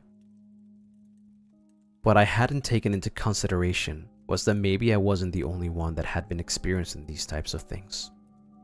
My brother told me he had also been experiencing the same things. Even the nightmares. Although in his case, the one chasing him was a man. He even had been suffering from sleep paralysis, and the man in his dream would even try to choke him in his sleep.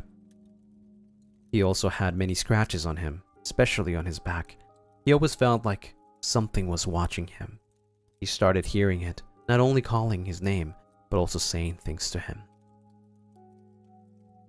He explained to me that he had already spoken to the same priest he had taken the plushie to. He was told it shouldn't be anything too serious, and the best thing to do was to just let it pass. However, since things started becoming more aggressive, he started to believe it was something else. Since our parents hadn't believed us before, both my brother and I had just unconsciously decided to just keep things to ourselves. However, things were different now, as it was getting more serious. So we decided we would tell our parents when they came back. 2 days later, our parents came back from their work trip. It was late at night, and I, miraculously, was asleep. The morning after, when I woke up, I saw my mother and my brother talking at the dining table. They both looked very serious. That's when my mother shared that just last night, she had heard someone or something in her room. The doors in her wardrobe had been opened, and so were the drawers in her nightstand and vanity. The noise of it woke her up in the middle of the night, only for her to see the white shadow of a woman at her doorstep, looking into the room. And then she heard her quietly start crying. She now had no choice other than to believe us and acknowledge what was happening. She once again turned to seek help from the priest. I do not have many details of what happened during this. I was deemed too young to know back then. All I was told was that they would investigate it, but this process could take some time. And it did.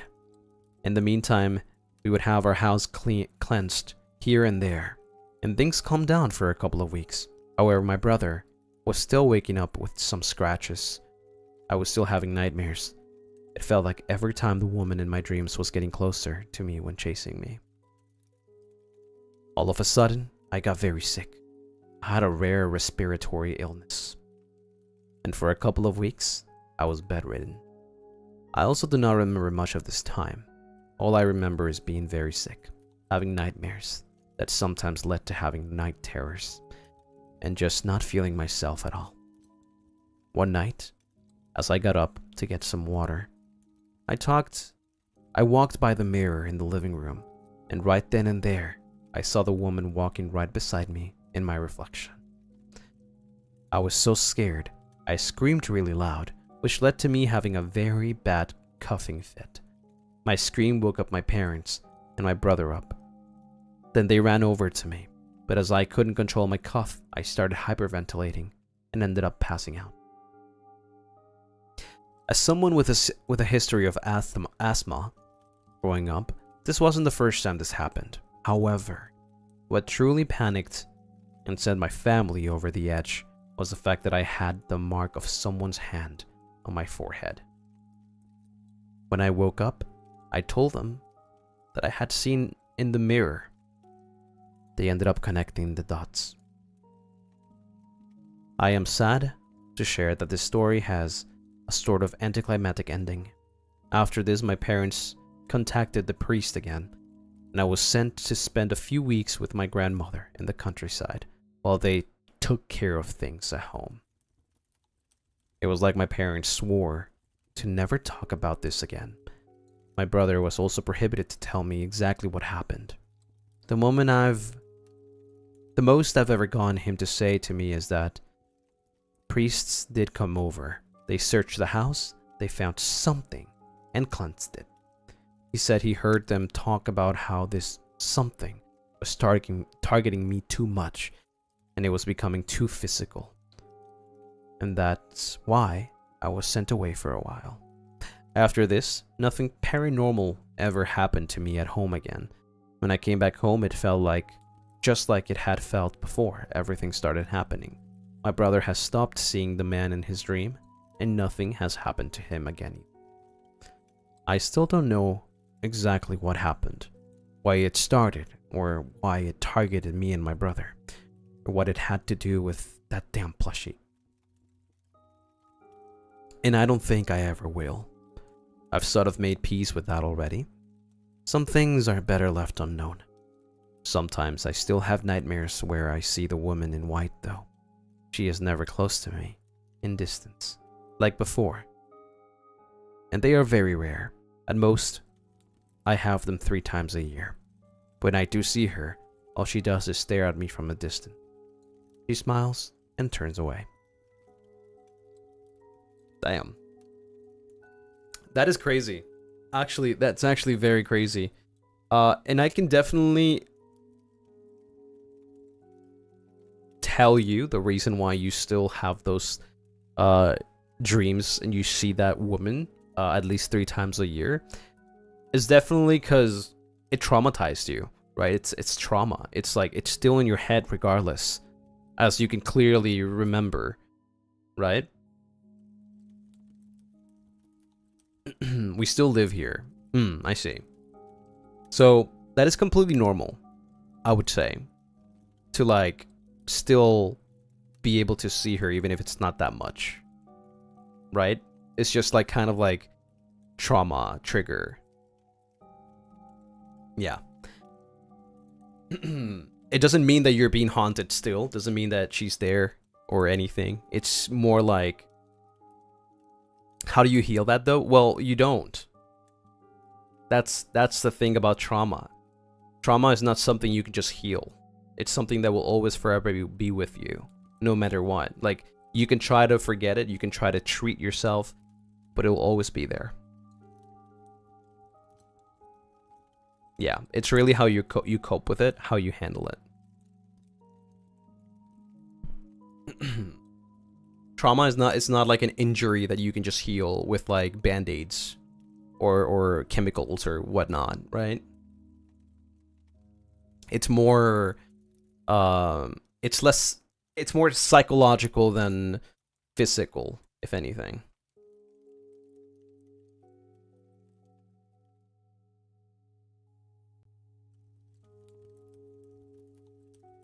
It's messed up, but yeah, it is what it is.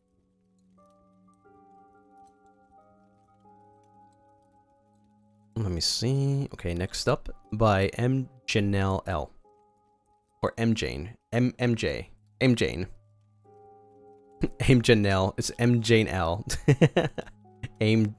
Jane. There you go. Yeah, Janelle. It's because I see the L and I'm like M. Janelle. And then I see the tag and it says M. Jane. I've been encountering these spirits as long as I can remember. Since I became aware of them. The reason I get followed all the time by these things is that I'm too quiet.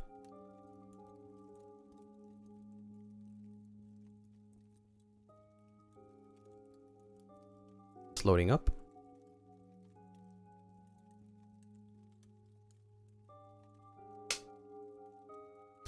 The first encounter was when I was still in nursing school. Sorry, I'm a little bit over my reading quota, so I'm trying my best. Nursing school. We were staying at the lying in clinic in the province as a requirement for us at school and for our licensure exam. It was during our night shift. Our clinical instructor and my fellow students were catching a few hours of sleep while waiting for mothers to give birth. As I rest, something suddenly tugged on my hairnet, the one we wore to maintain the sterility of the unit. When I looked up, none of my fellow students nor our clinical instructor are awake at that time. second encounter occurred when I am already working as a nurse. I was assigned in the operating room. Our unit has 7 rooms. And I heard stories from the staff who work there, longer than me, that the biggest room we have is there's child ghosts occupying it. My aunt later told me that this child follows me around the hospital from the start of my shift until I clock out. This is not the only time that I get followed around by ghosts, since one of them followed me to our house, and we had my aunt to chase the ghost away. What? Ooh, wow. My third encounter was a memorable one cause I haven't really seen one of it. Only the passing shadow at the corner of my eye. My aunt later confirmed that my third eye is slightly opened unlike hers, which she can totally see them clearly. In that same unit, it happened in the workroom, which is located at the end of the hall, where we store our sterile instruments. I was in the evening shift alone, packaging the cleaned instruments to put in the sterilization machine later. As I worked, I suddenly got goosebumps all over. When I moved slightly, I can see at the corner of my eyes the lady in white standing right in front of the only doorway. I didn't dare to look directly to it and calmly finish my work and walk out of the room as if nothing happened. Crazy. But honestly, like, I'm the type of person that if I see something at the corner of my eye, I'm gonna turn away. I'm gonna turn like straight up into it. Like, aha, got you. Yeah, I'm just that kind of person. Like, if I see something in the corner of my eye, I'm gonna be like, turn around instantly. Like, what was that? Who are you looking at? Yeah, you're built different. I mean, what's gonna do? They're gonna get scared that I actually noticed. Gotta fight fire with fire, you know? Like, they're trying to scare you, you scare them first.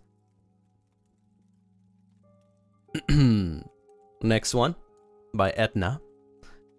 Never share this story to anyone before because to this day, I still don't know whether or not it was all a dream. But since we're all sharing stories, I figured, why not? Never let them know your next move. Exactly.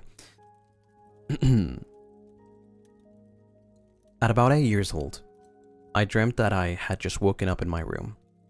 I got up from bed, and the first thing I saw were my parents standing by the door. They didn't say anything, didn't do anything. They just stood there, staring at me with smiles on their faces. I blinked once, and one of them left. I blinked twice, and both of them left. I blinked one last time, and saw them there again. This time with my brother. Same as before. They just stood there and smiled. I remember waking up feeling freaked out. I sat up on my bed and saw my brother sleeping soundly in the lower bunk. Heard my dad snoring coming from the next door. I started crying. Can't remember if it was out of fear or confusion. Maybe both. My dad came into my room after, and I told him all about the dream I had. He laughed at me and told me that everything's okay. That I should just go back to sleep. The next morning, I tried talking to him about what happened. He had no memory of any of it. What the hell? That is crazy. That is crazy. Very scary. Happy Halloween. It's the 31st in Korea. Oh my god. Thank you so much for the super. Thank you. And Cha, thank you for the 5 gifted. Thank you. My YouTube is a little bit bugged. Give me 1 second. I'm reloading.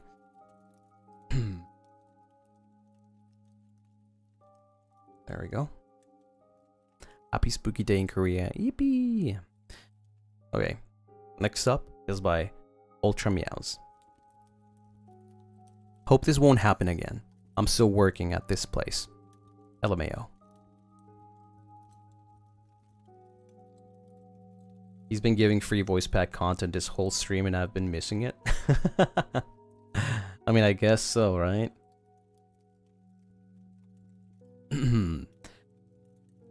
Around 1 a.m., I was on my night shift at the hospital. If there was any new admission or an emergency among the inpatients, the nurses would call me right away. Not long after, my phone rang. A new trauma case had just been admitted to the ward on the other side of the hospital. I left the on-call room and walked alone through the long corridor at night. The atmosphere was completely different from the daytime. When I reached the old elevator, probably as old as this hospital, I pressed the button to go up to the ward as soon as the doors closed completely. The elevator shook 2 or 3 times, as if something was stuck. And then the doors opened again. There was no one outside. No one had pressed the button from the either side. I pressed close button again, this time holding it down to make sure it wouldn't open again. The elevator slowly started moving upward, and nothing else happened after that. After finishing the work at the ward around 3 a.m., I decided to take the stairs back down instead. I didn't want to risk using that old elevator again. If it got stuck halfway, no one would be around to help me. When I got back to the on-call room, there were 3 beds, but I was the only one there. I placed my phone beside me, turned the ringer on in case the nurses called again, and fell asleep. I wasn't sure if even an hour had passed when my phone suddenly rang. I tried to reach for it, but my body wouldn't move. My arms and legs felt unbearably heavy, as if someone was pressing me down. I couldn't open my eyes, just enough to stare at the dark ceiling. My heart was pounding hard. Even after the phone stopped ringing, I still couldn't move, and then my consciousness faded away. The ringing came again, but this time it was my alarm. It was morning. I quickly grabbed my phone to check call history. If someone had called me last night and missed it, I'd be in big trouble. But the last call was the one around 1 a.m. After that, there was nothing. Honestly, I think I was just exhausted. Sleep paralysis can happen when you're overworked, sleep deprived, or stressed, especially when sleeping on your back. For that elevator, still not doing too great. Thank you for reading all the way to the end, making sure you all get enough rest. Yeah, that sounds like sleep paralysis 101. I do have to say, man, elevators are very, very scary and creepy sometimes. I do have a little bit of a story that's like the most recent thing. I don't think it's anything supernatural or paranormal, I guess you would call it. But it did happen while I was in a, hotel that we stay. And by we, I mean like all the boys. So very rarely, very, very rarely do we get to have our rooms together. As you guys know, we've been there several times, and only one time we were able to have all our rooms like pretty much close by. However, this one time, we didn't have our rooms close by. So we all have to take the elevator, and we all have different floors. Right? Just for as a reference, let's say let's exaggerate, there's 30 floors, right? Let's say that, 30 floors. And let's say I was staying in floor 3, Altus was staying in floor 5, Riser was staying in floor 7, and so on, right? However,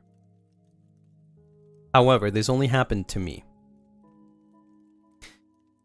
You know, when you enter an elevator, right, the doors open, you go inside, the doors close. Right, that's it. It's pretty simple. You press the button, you go up or down, depending on where you want to go. Now, this only happened to me, and one time Altus was with me. Right? Let's say I was on the 3rd floor, so for me to go up or down, I have to enter the elevator, put the number, the door closes, you go up or down. So every single time I was there, every single time, I call the elevator. I enter the elevator.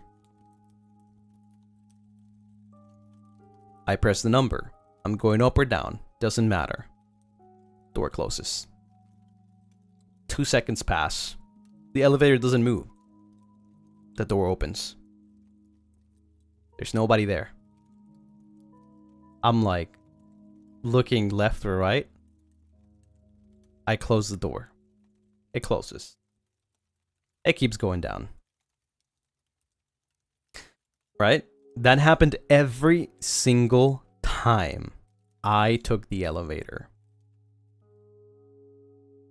Only me. It's like something was coming after me.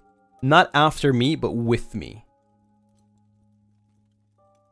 Right? It was like something or someone was like entering the elevator after I went in. No one else experienced it except for when I was with Altus, because one time I remember me and Altus went to eat some noodles. Right? We had some udon. So that day, that night, I went to his floor first. Right? So I went to his floor first, and then we went down. So he went inside the elevator, right? The door opens, he went inside. Then I went inside. And then again, I closed the door, right? Because there's a button to close the door. So the elevator door closes. 2 seconds pass. It opens again. Nobody's there. And then I tell Altus, dude, this keeps happening to me. Do you see that? And he was like, yeah, there's nothing. What? He was so confused. That was crazy. I didn't really think too much about it. It was just kind of funny to me. Like, the elevator would always just open right after it closes for me. Scary? Not much. Weird? Yes.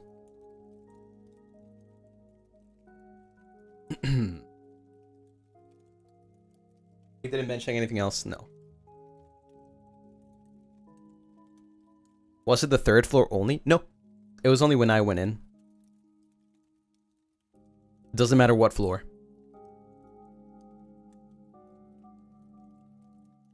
And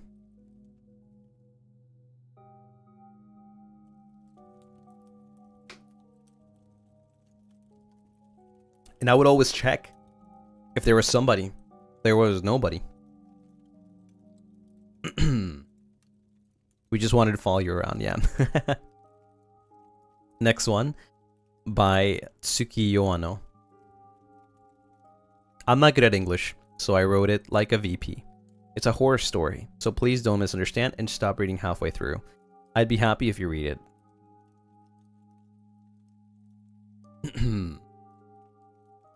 Okay.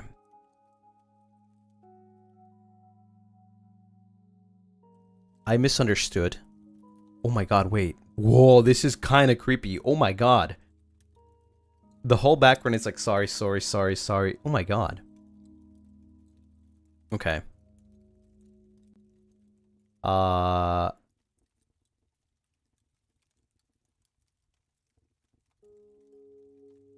Okay. I misunderstood and thought it was a horror fan art. So, Lucy appears and Cass makes a cameo appearance. If it doesn't fit with this stream, please don't read it. I'm sorry. It's okay. Also, if you start reading, please read the whole thing. Please read to the end. In red. This is so creepy. The last sentence is up to you to decide whether or not to read it. If you're reading, thank you. My English is poor, so it would be very helpful if you could fix it appropriately when reading. Title, Queens of the Night.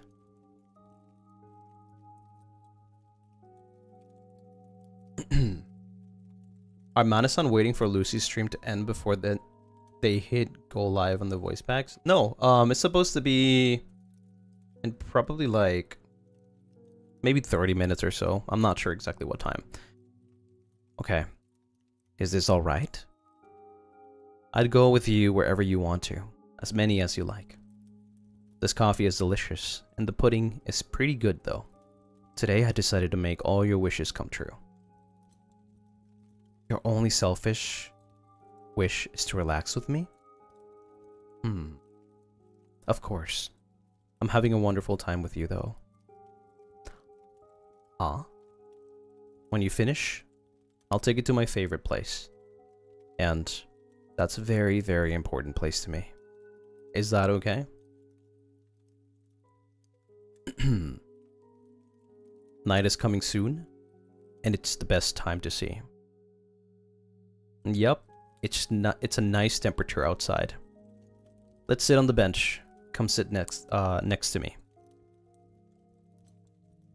Here, this is my favorite chocolate. You said you wanted to taste it. Why are you so surprised?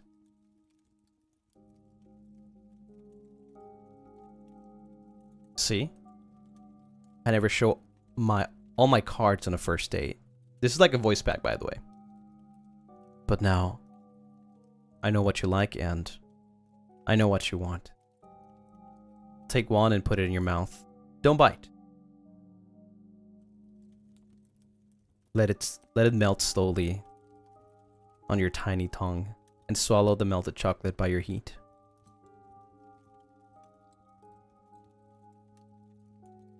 Good girl. I can feel your throat moving. Hey, yo. I'm not scary even if you glare at me. Should I not look too much? What vampire doesn't look at the neck? Me? Where the spot do you think? Yeah. I hate blood though. Fine. I'll try not to look at you too much. You are too shy.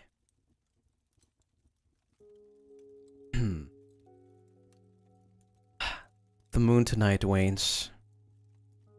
Looks like the chocolate inside of you. At this season, it's not so bad to spend time outside listening to the sound of insects. Do you know that? People who live in the Far East can apparently hear the sounds of insects. Those people seem to perceive the sounds of insects as beautiful voices, feel the changing seasons, and think about the passage of time. Unfortunately, the majority of people on Earth can only perceive it as noise somehow. I think I understand a little bit now. This is good. Finished? Did you enjoy it? That's good. When you close your eyes at this distance, I feel as if you want me to kiss you. Is that okay now? If you say so, then I'm fine. It's a little chilly right now, but you are very warm. Does the chocolate make you hot? Or me? Your soft body and warmth will be...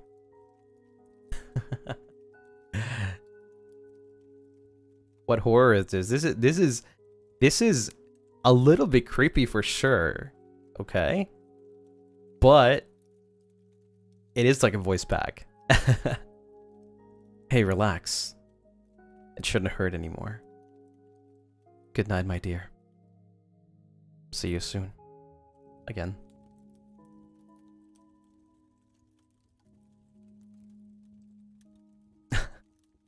I am so sorry that I'm supposed to read this as Cass and Lucy, by the way. I'm just reading it. I'm just reading it as I can. Because I'm not going to do a Cass voice. Cass, it seems to have a lot of queens. Huh. No. I don't want to make a hill full of moonflowers. I just wanted to make it a flower garden for them. But I didn't really care about the flowers. I love lotus flowers. But even with your powers, you can't make them grow on the ground, no? Skill issue. Yo, this is peak! What the? This is peak writing, dude. What? Somebody give this person money. Hello? This is peak skill issue.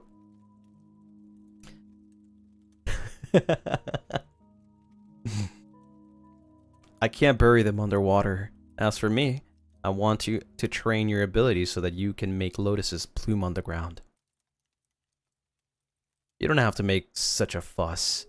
I won't wipe it with your white clothes.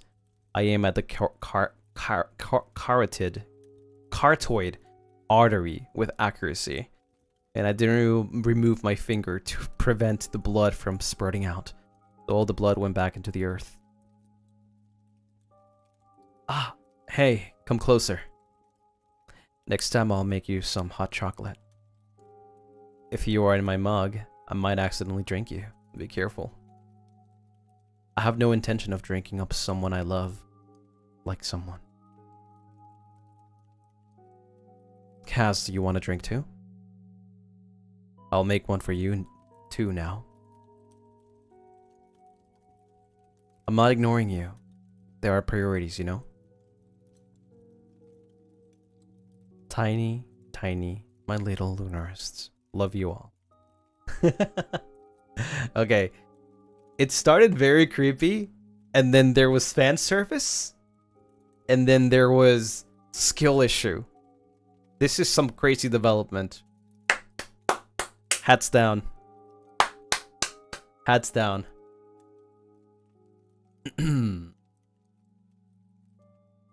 For free.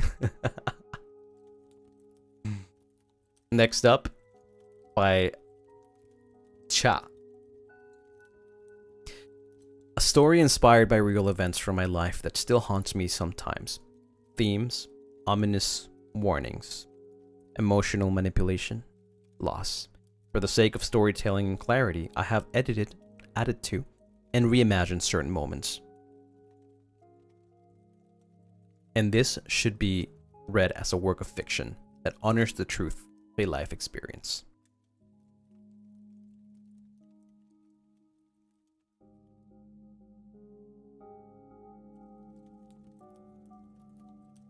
I was working on some school festival preparations and went material shopping with my friend. It was getting late. I was eager to be home to rest my feet from a day of shopping. I was starting to get really antsy. We only had one more street to cross to make it to the train station. But the pedestrian light was still red. The street was dead quiet though. No cars for miles, so I seriously thought about bolting for it. But my friend grabbed my arm to stop me, and with his voice flat said, "Don't. Nothing good comes out of being impatient." Then a damn truck sped through the crosswalk. And I would have been there. I would have been hit because I was being stupid. I could have fucking died. We were both shaken. I just really wanted to go home. It was a long day. I'm finally winding down to sleep for the night. And my friend calls me. Friend. So about you being impatient. Me. Impatient who? Can't be me. Friend. Yeah, but why don't you even have a ring? Me. It's fine. I don't need one. And we do have the same goals. We want to start a family with each other in mind. Friend. But he didn't even propose. He didn't ask. He just said he was acting out of his mom's suggestion. Me. And we're taking it. It's about time. Friend. But you deserve more than that. He's only good at talking. He's been taking pieces of you for 5 years.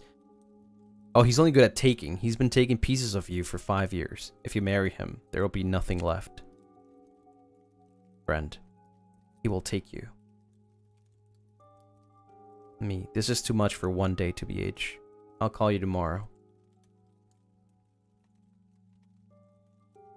I woke up early the next day, and it was the weekend. I was rejoicing.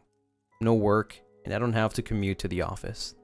I was going about my morning routine when I finally checked my phone and saw a long-ass text from my fiancé.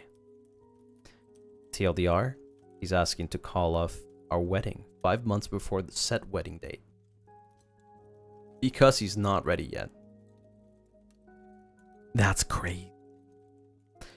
I yell for my mom and I cry my heart away. I try to call the jerk and write a text back, but I can't. How can I even begin to respond to that? And then I thought about calling my friend. He was right about everything. But I remembered that day today was what day today was. It was his birthday. The pain I felt in my chest worsened. Do I even want to break such an awful news to him on the day he was supposed to be celebrating? But I'm his friend. That should be fine, right? He did warn me about the creep. I start typing a text. I look for him in my contacts. And then it hit me. Suddenly today being his birthday is even more heartbreaking. I hadn't seen nor spoken to my friend for nearly 5 years now. He had died from cancer and passed a day before he turned 18. Everything in red was a dream. He hasn't actually met the asshole before he passed. We started dating shortly after that. I felt cold, the kind of cold that comes from within. I had chills, as if I had just stepped out of a deep freeze. That moment at the crosswalk, the impossible cold grip on my arm. I dreamt the last full moment I got to spend with my friend before things spiraled down and he got sick. He had warned me about impatience, saving my life, and I dreamt of him just when my life is being torn into pieces. Around a month and a half passes and I'm struggling to live, try my best to not to fall apart. Scumbag reaches out to me on my birthday. He comes clean. He had started cheating about 4 months prior to him breaking off our engagement. But then his affair partner cheated on him too, and they're over. He's trying to win me back. And then I remember my friend, how he warned me in my dream of this low life, how he was scolding me about the odd proposal and how I deserved better. How? I still think about it to this day, though part of me sometimes rationalizes it as a warning. My subconscious cooked up because there's just no way. But I'm grateful all the same. I want to say that this dream played no part in any of the decisions I've made about my doomed relationship afterwards. There are days when I can't help but think fondly of my friend, wanting to reach back across the veil of death to tell me not to be stupid. On his birthday. R.I.P. dear friend. Damn. That is crazy. That is a W friend for sure. But that is some crazy thing, honestly. That is real, by the way. Damn. Yeah, that is crazy. You know, things like that happen. Things like that do really happen.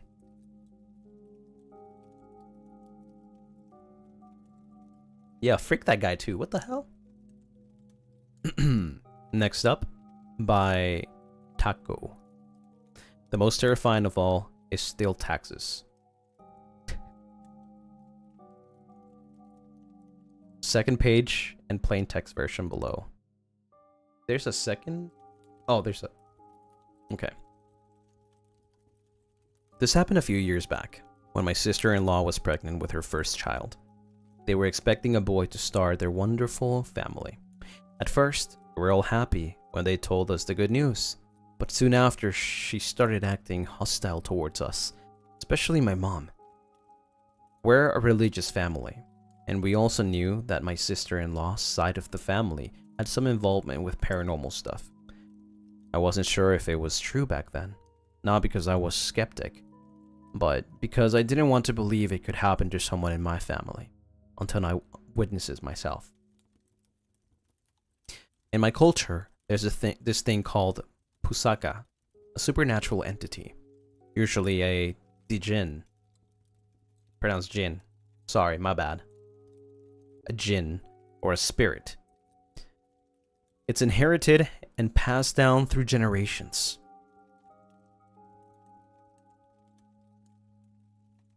A djinn, yeah.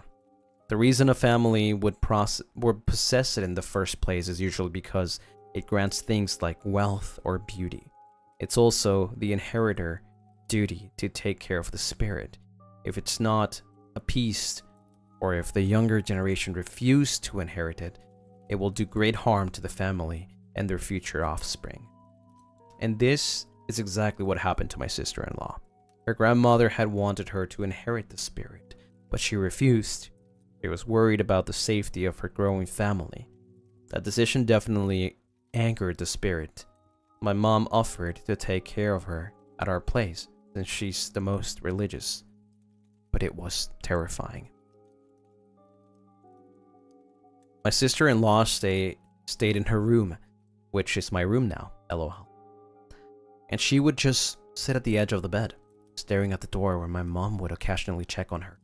Sometimes she would chuckle to herself. Other times she would snarl or scream whenever my mom was doing her prayers or anything religious. I remember my mom telling me that the spirit through my sister-in-law's body once said, "I will take this damn bitch's child. I will show you what happens when you don't accept me." Eventually, we brought her to a religious teacher, I guess similar to a priest, to cleanse her off the spirit that was possessing her. I watched my sister-in-law throw up and violently convulse on the floor while the teacher performed the ritual. The spirit refused to leave. It really wanted her firstborn child. The ritual was successful. It was a grueling process, but unfortunately, we weren't able to save her unborn child. When my sister-in-law's grandmother was close to passing away, she struggled a great deal to go peacefully, a common sign that she still carried many spirits that wouldn't let her go easily. Everything's okay now, thankfully. It's just that sometimes I still hear knocking on my wardrobe door in the middle of the night, or a hushed whisper outside my window that wakes me up. I'm not surprised though. This was the very room my sister-in-law stayed in while she was possessed. I'm not too bothered by it though. Daily adult responsibilities already terrify me more. Damn.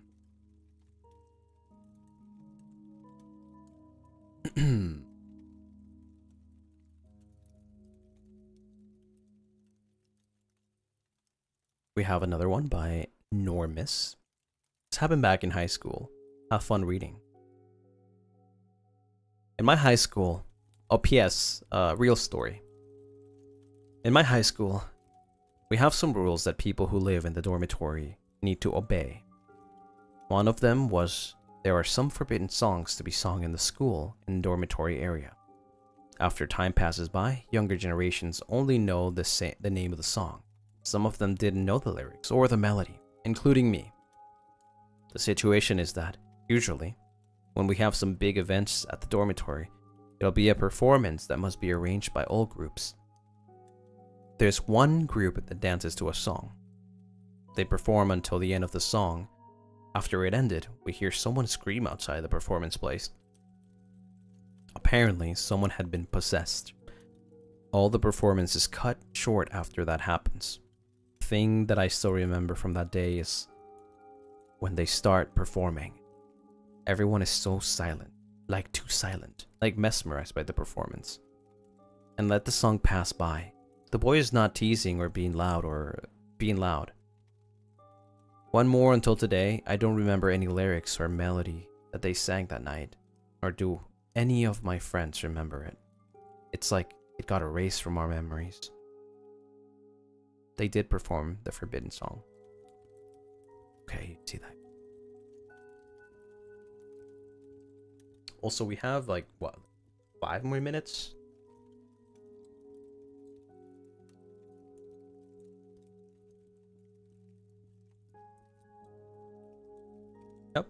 5 more minutes.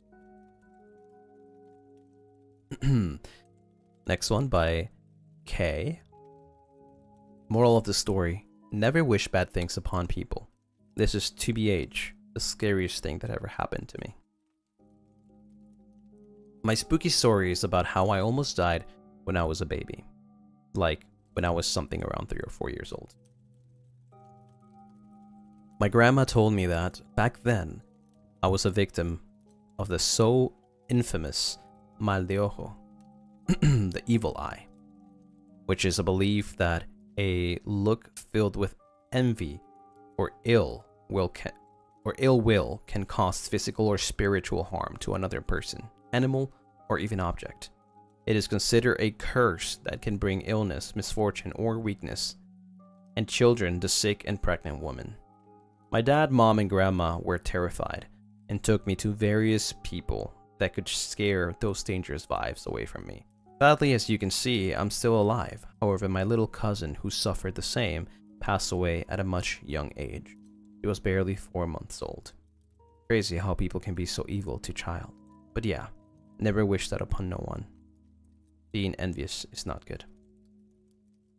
I've heard about that, actually. I've heard about that before. I guess it's kind of like not really the equivalent to karma, right? But it also applies. Like, there's people out there that just wish bad things upon others due to, like, you know, being envious or jealous. However, there was a thing that when people did do that, right, they would get karma as well.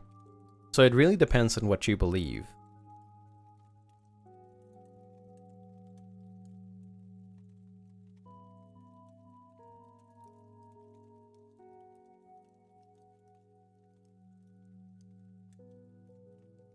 Yeah, it's a lot of things combined. Also, okay, there's only there's only 3 more left, but I don't know if I can actually get to read them all, unfortunately, because we only have 3 minutes.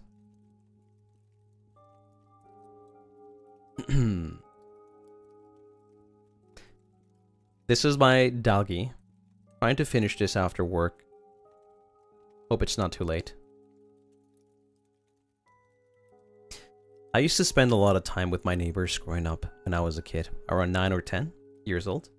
So, imagine this. I'm spending the night. It's me, my 2 neighbors, who were teenagers, and their younger sibling, who is my friend.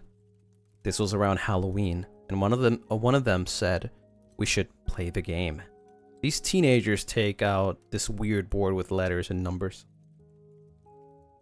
It was the Luigi board. I didn't know what it was at first. Honestly, I thought it was a board game. They turned off the lights and only had candles lit. I still didn't think anything of it.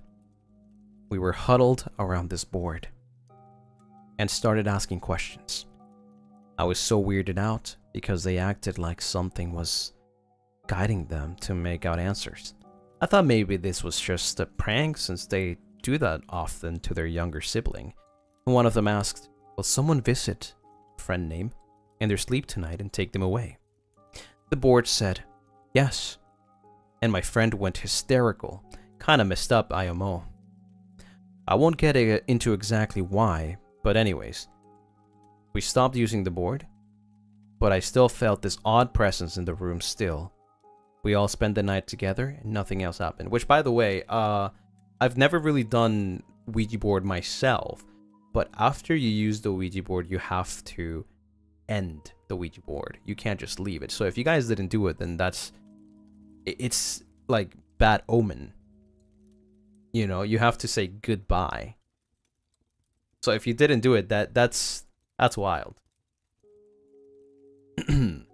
The next day, I went home and went about my day, watching TV or whatever. Whenever I was home alone, I would spend more time in the living room instead of my actual room. So naturally, I would end up falling asleep on the couch. That night, I did end up taking a nap. When I woke up, something didn't seem right. I tried to turn my head and it was so difficult to do. I did manage to see a dark figure in the corner. There was just a glow of the TV screen that made it visible. I thought, could it just be my sister? Why would the stand there? Why would she stand there and not say anything? I couldn't hear anything. There was this ring in my ear that got louder as the figure got closer. My body was completely frozen. Only my eyes moved as I watched whoever was there eventually stand right next to me. They had long hair and I couldn't see their face at all, but their presence felt so suffocating. I could tell they knew I was panicking. They didn't move or say anything. I just felt it becoming more and more harder to breathe. I began to cry because I couldn't understand what was happening. I don't know if that did anything, but suddenly I felt this gush of air come into my lungs. I sprung up and everything went black. Eventually, I could hear my parents telling me to wake up. My vision started to come back to normal. I looked over to my dad, who looked so distraught, and felt the tears that were running down my face. I honestly couldn't tell if I was back to reality, but I slowly gained consciousness. My parents thought I had a nightmare, but when I explained what happened just then, they asked me if I just had a nightmare. Maybe I watched a scary movie since it was Halloween coming up. I told them about the board and they were not happy. After that, they kept the Santo Niño statue, saint that represents innocence and purity, in my bedroom and made us pray every night for like a week. They even had a priest come with some holy water. Thinking back, I'm pretty sure that was the first time I experienced sleep paralysis. Surely wasn't the last one after that, but don't think I could ever forget the first time it happened. Another time I experienced it when I was much older, during college days. I was in this special summer program that required me to live on campus. This happened after a dorm party, so RIP, maybe that had something to do with this? Anyway, when I opened my eyes, I saw someone actually kind of similar from when I was a kid, so mayhaps my sleep paralysis demon? They were sitting on top of my chest. Maybe in a different scenario, I'd enjoy that, but in this situation, it's a no for me. Unless, /J. I probably shouldn't be joking about it since I do have lucid dreams, but this time around I could tell it wasn't a regular dream. I thought it was pretty spooky that it was the same exact figure that showed up all those years later on, as time passed. I could feel that same feeling of being suffocated again. I was somehow conscious that I had experienced it before, and tried to wake myself up. Though that didn't work. The ringing in my ears started again. The figure on top of me was not moving. At that point, I was freaking out. I felt helpless in that moment. Luckily, my roommate and some friends who had stayed over were able to wake me up. They told me I was visibly having difficulty of breathing, but I refused to open my eyes. I never thought until then how I could have looked from someone on the outside. I really scared my friends. They wondered if I was having a health issue. Which I kind of was, if you think about it. I probably shouldn't have told them the context of the figure being someone I recognized as a kid, because they refused to go to sleep after that. Knock on wood, I haven't seen that person since. But who knows if it'll happen again. Dun dun dun. There we go. Whew! Crazy. Actually, this was scarier than the movie that we watched earlier. What the hell? Honey, thank you for the super. Thank you. I thought the scariest moment was realizing that understanding the fear meant my English listening had it really improved. Happy Halloween. Oh my god, let's go. Happy Halloween. Actually crazy. Welp.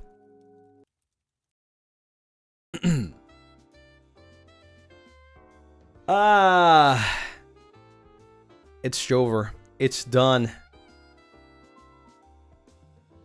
Let me do a retweet. I'm sorry I couldn't get to everyone.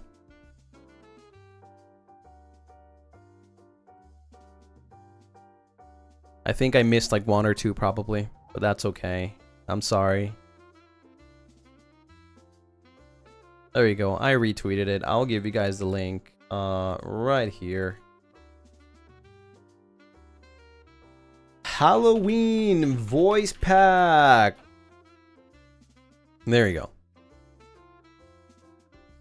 Go, sell out, sell it out, sell it out. I'm not gonna be what's it called, like reading reviews today though. I'll be doing them during Moonlight chats. But what I do want you to do is I want you to listen to the VPs, and I want you to hear the whole thing because it's amazing. Okay, it's the best voice packs we have right now. And last year's Halloween VP resale too? Oh my god, that's crazy! We highly recommend purchasing the complete group set to better understand the whole story. Yeah, you would love that, don't you, Manasan? You know what I would love? My emotes! Yeah! That's what we want!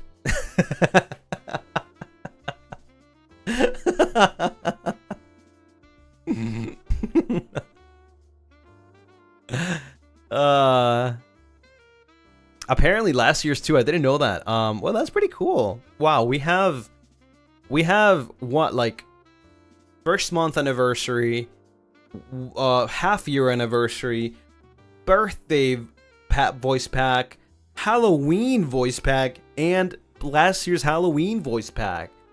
Holy, you have 5 different voice packs to choose from. If you are new here, like right now is the best time to get into the voice packs of FSPEN. This is crazy. How about you let me know before yesterday? Actually, it's already past midnight in Japan. So actually, it's been past midnight for 12 hours.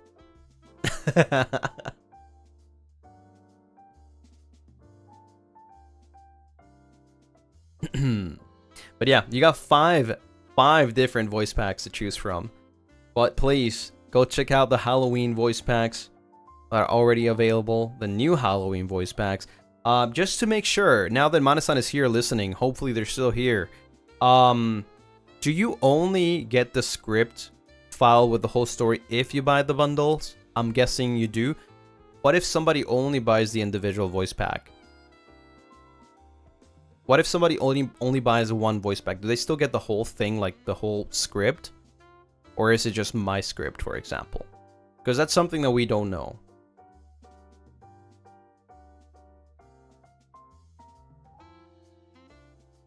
Here comes the chancla. Ain't no scare of chancla. I'm scared of the stories that I read today.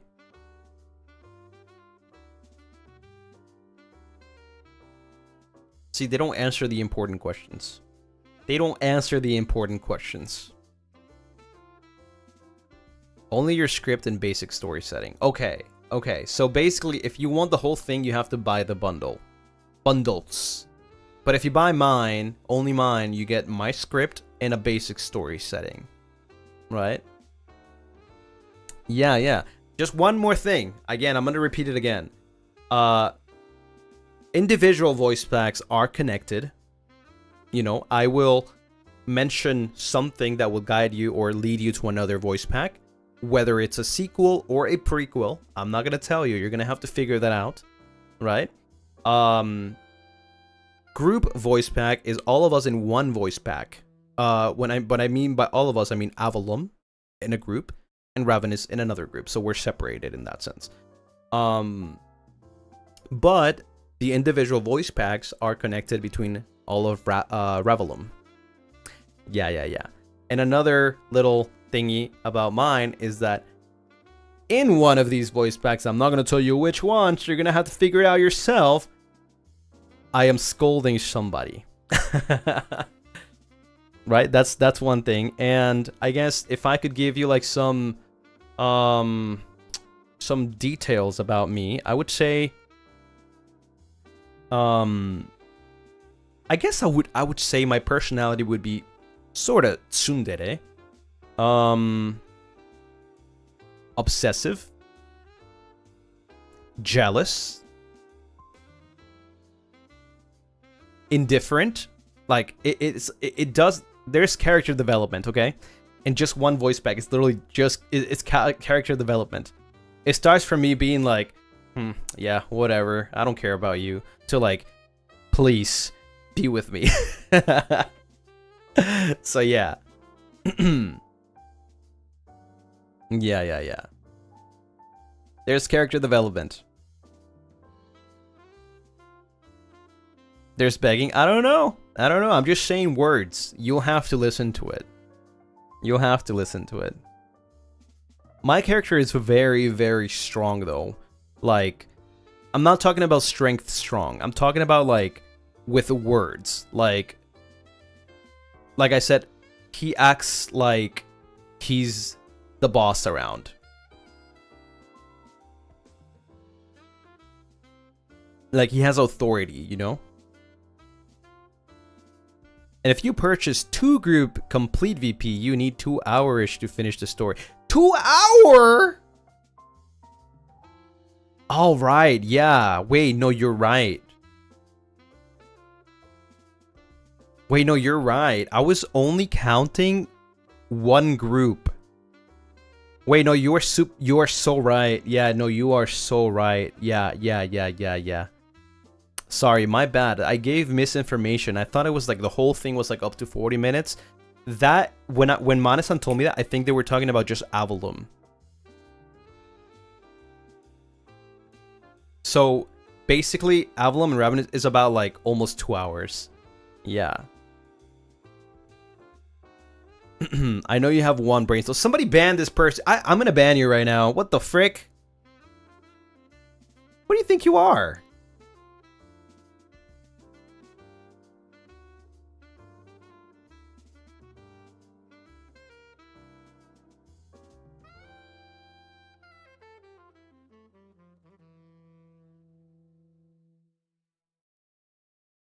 Okay, thank you so much for the 4 moons. Thank you. It's time to buy all the VPs. Heck yeah.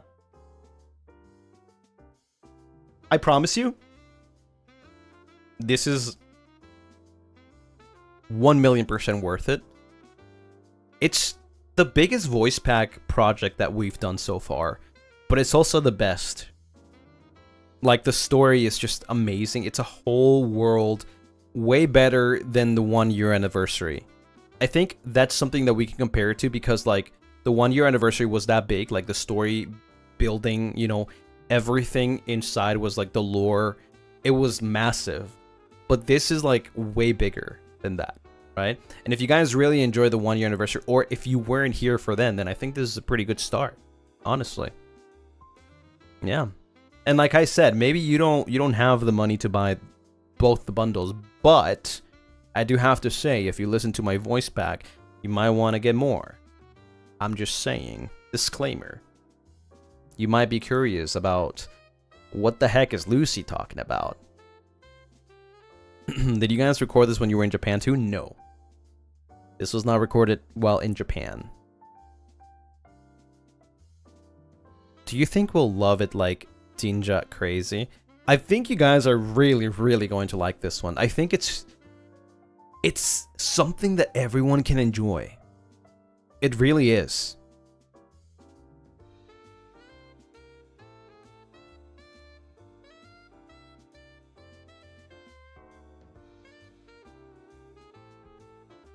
I actually do think it's like, sometimes I do think like voice packs are like not really for everyone. Some voice packs are like not really for everyone, which I still do appreciate for the people that, even though it's not directed to them, they still, you know, support me by getting my voice packs. I think this one is something that you can enjoy, really, no matter like what you like or not. It's a really, really, really good story. Honestly. It's a really, really good story. And I love the world setting. But yeah, but don't forget my birthday merch is also available right now. My birthday voice pack as well. That's 3 whole tracks. So you have a lot of tracks. You have a lot of voice packs available from me now. So yeah, I mean, it's a good time to be a new Lunaris, huh? What a good time to be a new Lunarist.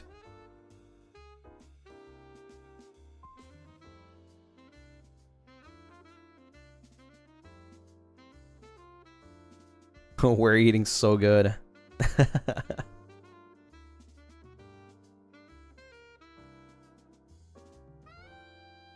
A good time to be an old Lunarist too. I mean, yeah, that too. I mean, it's always a good time to be a Lunarist in general. But as a newcomer that haven't had the chance to, you know, listen to older voice packs, like so many old voice packs are back. 6-month anniversary, Halloween voice pack from last year, and then this new one, and then birthday voice pack.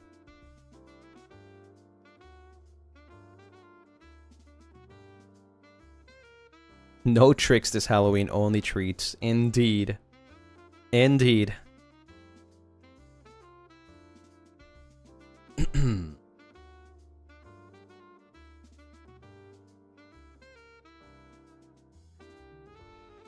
Yeah, honestly, like, I had so much fun recording this voice back. I told you guys that when I get the chance to, like, act a certain way because of an AU, right, alternate universe Lucy, I always take the chance. I will always take the chance and be something that you guys will like. Yeah. Like, it was super fun. It was really, really fun.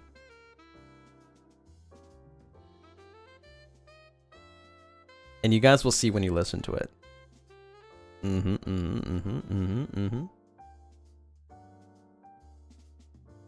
And I'm a big fan of this whole, like, you know, steampunk, cyberpunk, like, well, it's not exactly cyberpunk, but I really like cyberpunk stuff too, but steampunk setting, it's just really cool. It's really cool. Oh yeah, one other thing. This is the funny part. This Lucy apparently knows how to drive. So, hey, enjoy that. Yeah.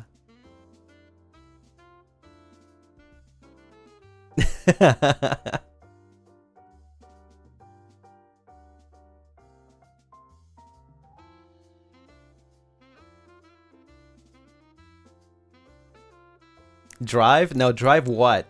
I guess you'll have to figure out and see. You have to get it and see what I'm driving.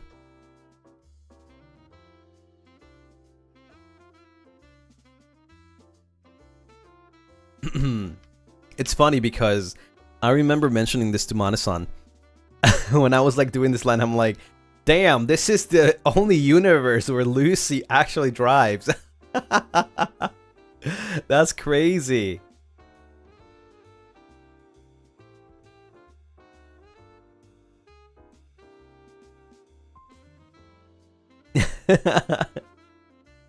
Actually crazy. It's got everything. It's got everything. It's got suspense, action, love, drama.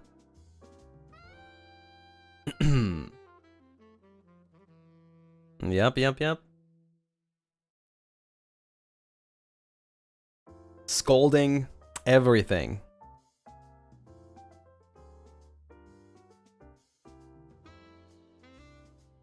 You didn't crash a car? Nah, I didn't. But there's action. There's action. You'll have to listen to the group voice pack. There's action. Very, very good. Anyways, I'll leave you guys to that. If you guys want to listen to it, like, right now, I'll leave you guys to that. So, don't forget to check out the birthday merch as well. But also, the Halloween merch as well. The Halloween voice pack. Yeah. But I'll leave you guys to that. Thank you so much for coming by today, though. Thanks for checking out the stream and for hanging out. I know all of this was like spooky and scary story, but let's be happy. Let's end on a happy note, right? So we can all go to bed wonderfully. So Remember, all of these things that I read today might have been real story or based in real stories, but at the end of the day, we're just reading, we're just having fun, and that's it, you know? Everyone stay safe, everybody have a nice rest of your day, nice rest of your night, nice lunch break, nice work day, nice school day. Good luck, everything that you're gonna do. And enjoy the voice pack. It's a long read. I mean, well, I guess read too. A long read and listen. So good luck with that. We're gonna be the next Marvel. Watch us, okay? Yeah. Let me know exactly how long it takes you, okay? Whenever you write your thoughts on hashtag Lucien delivery. By the way, if you're new here, once you listen to a voice pack, please let me know what you think about the voice pack using the hashtag Lucien delivery. I want you to tell me both my individual one and the group ones, okay? So put it all there. I'll be reading them live on Moonlight Chats, which is every Monday, okay? So yeah, give it a listen. Tell me your thoughts. What do you think? Your favorite parts, perhaps. I don't know. Whatever you want to say.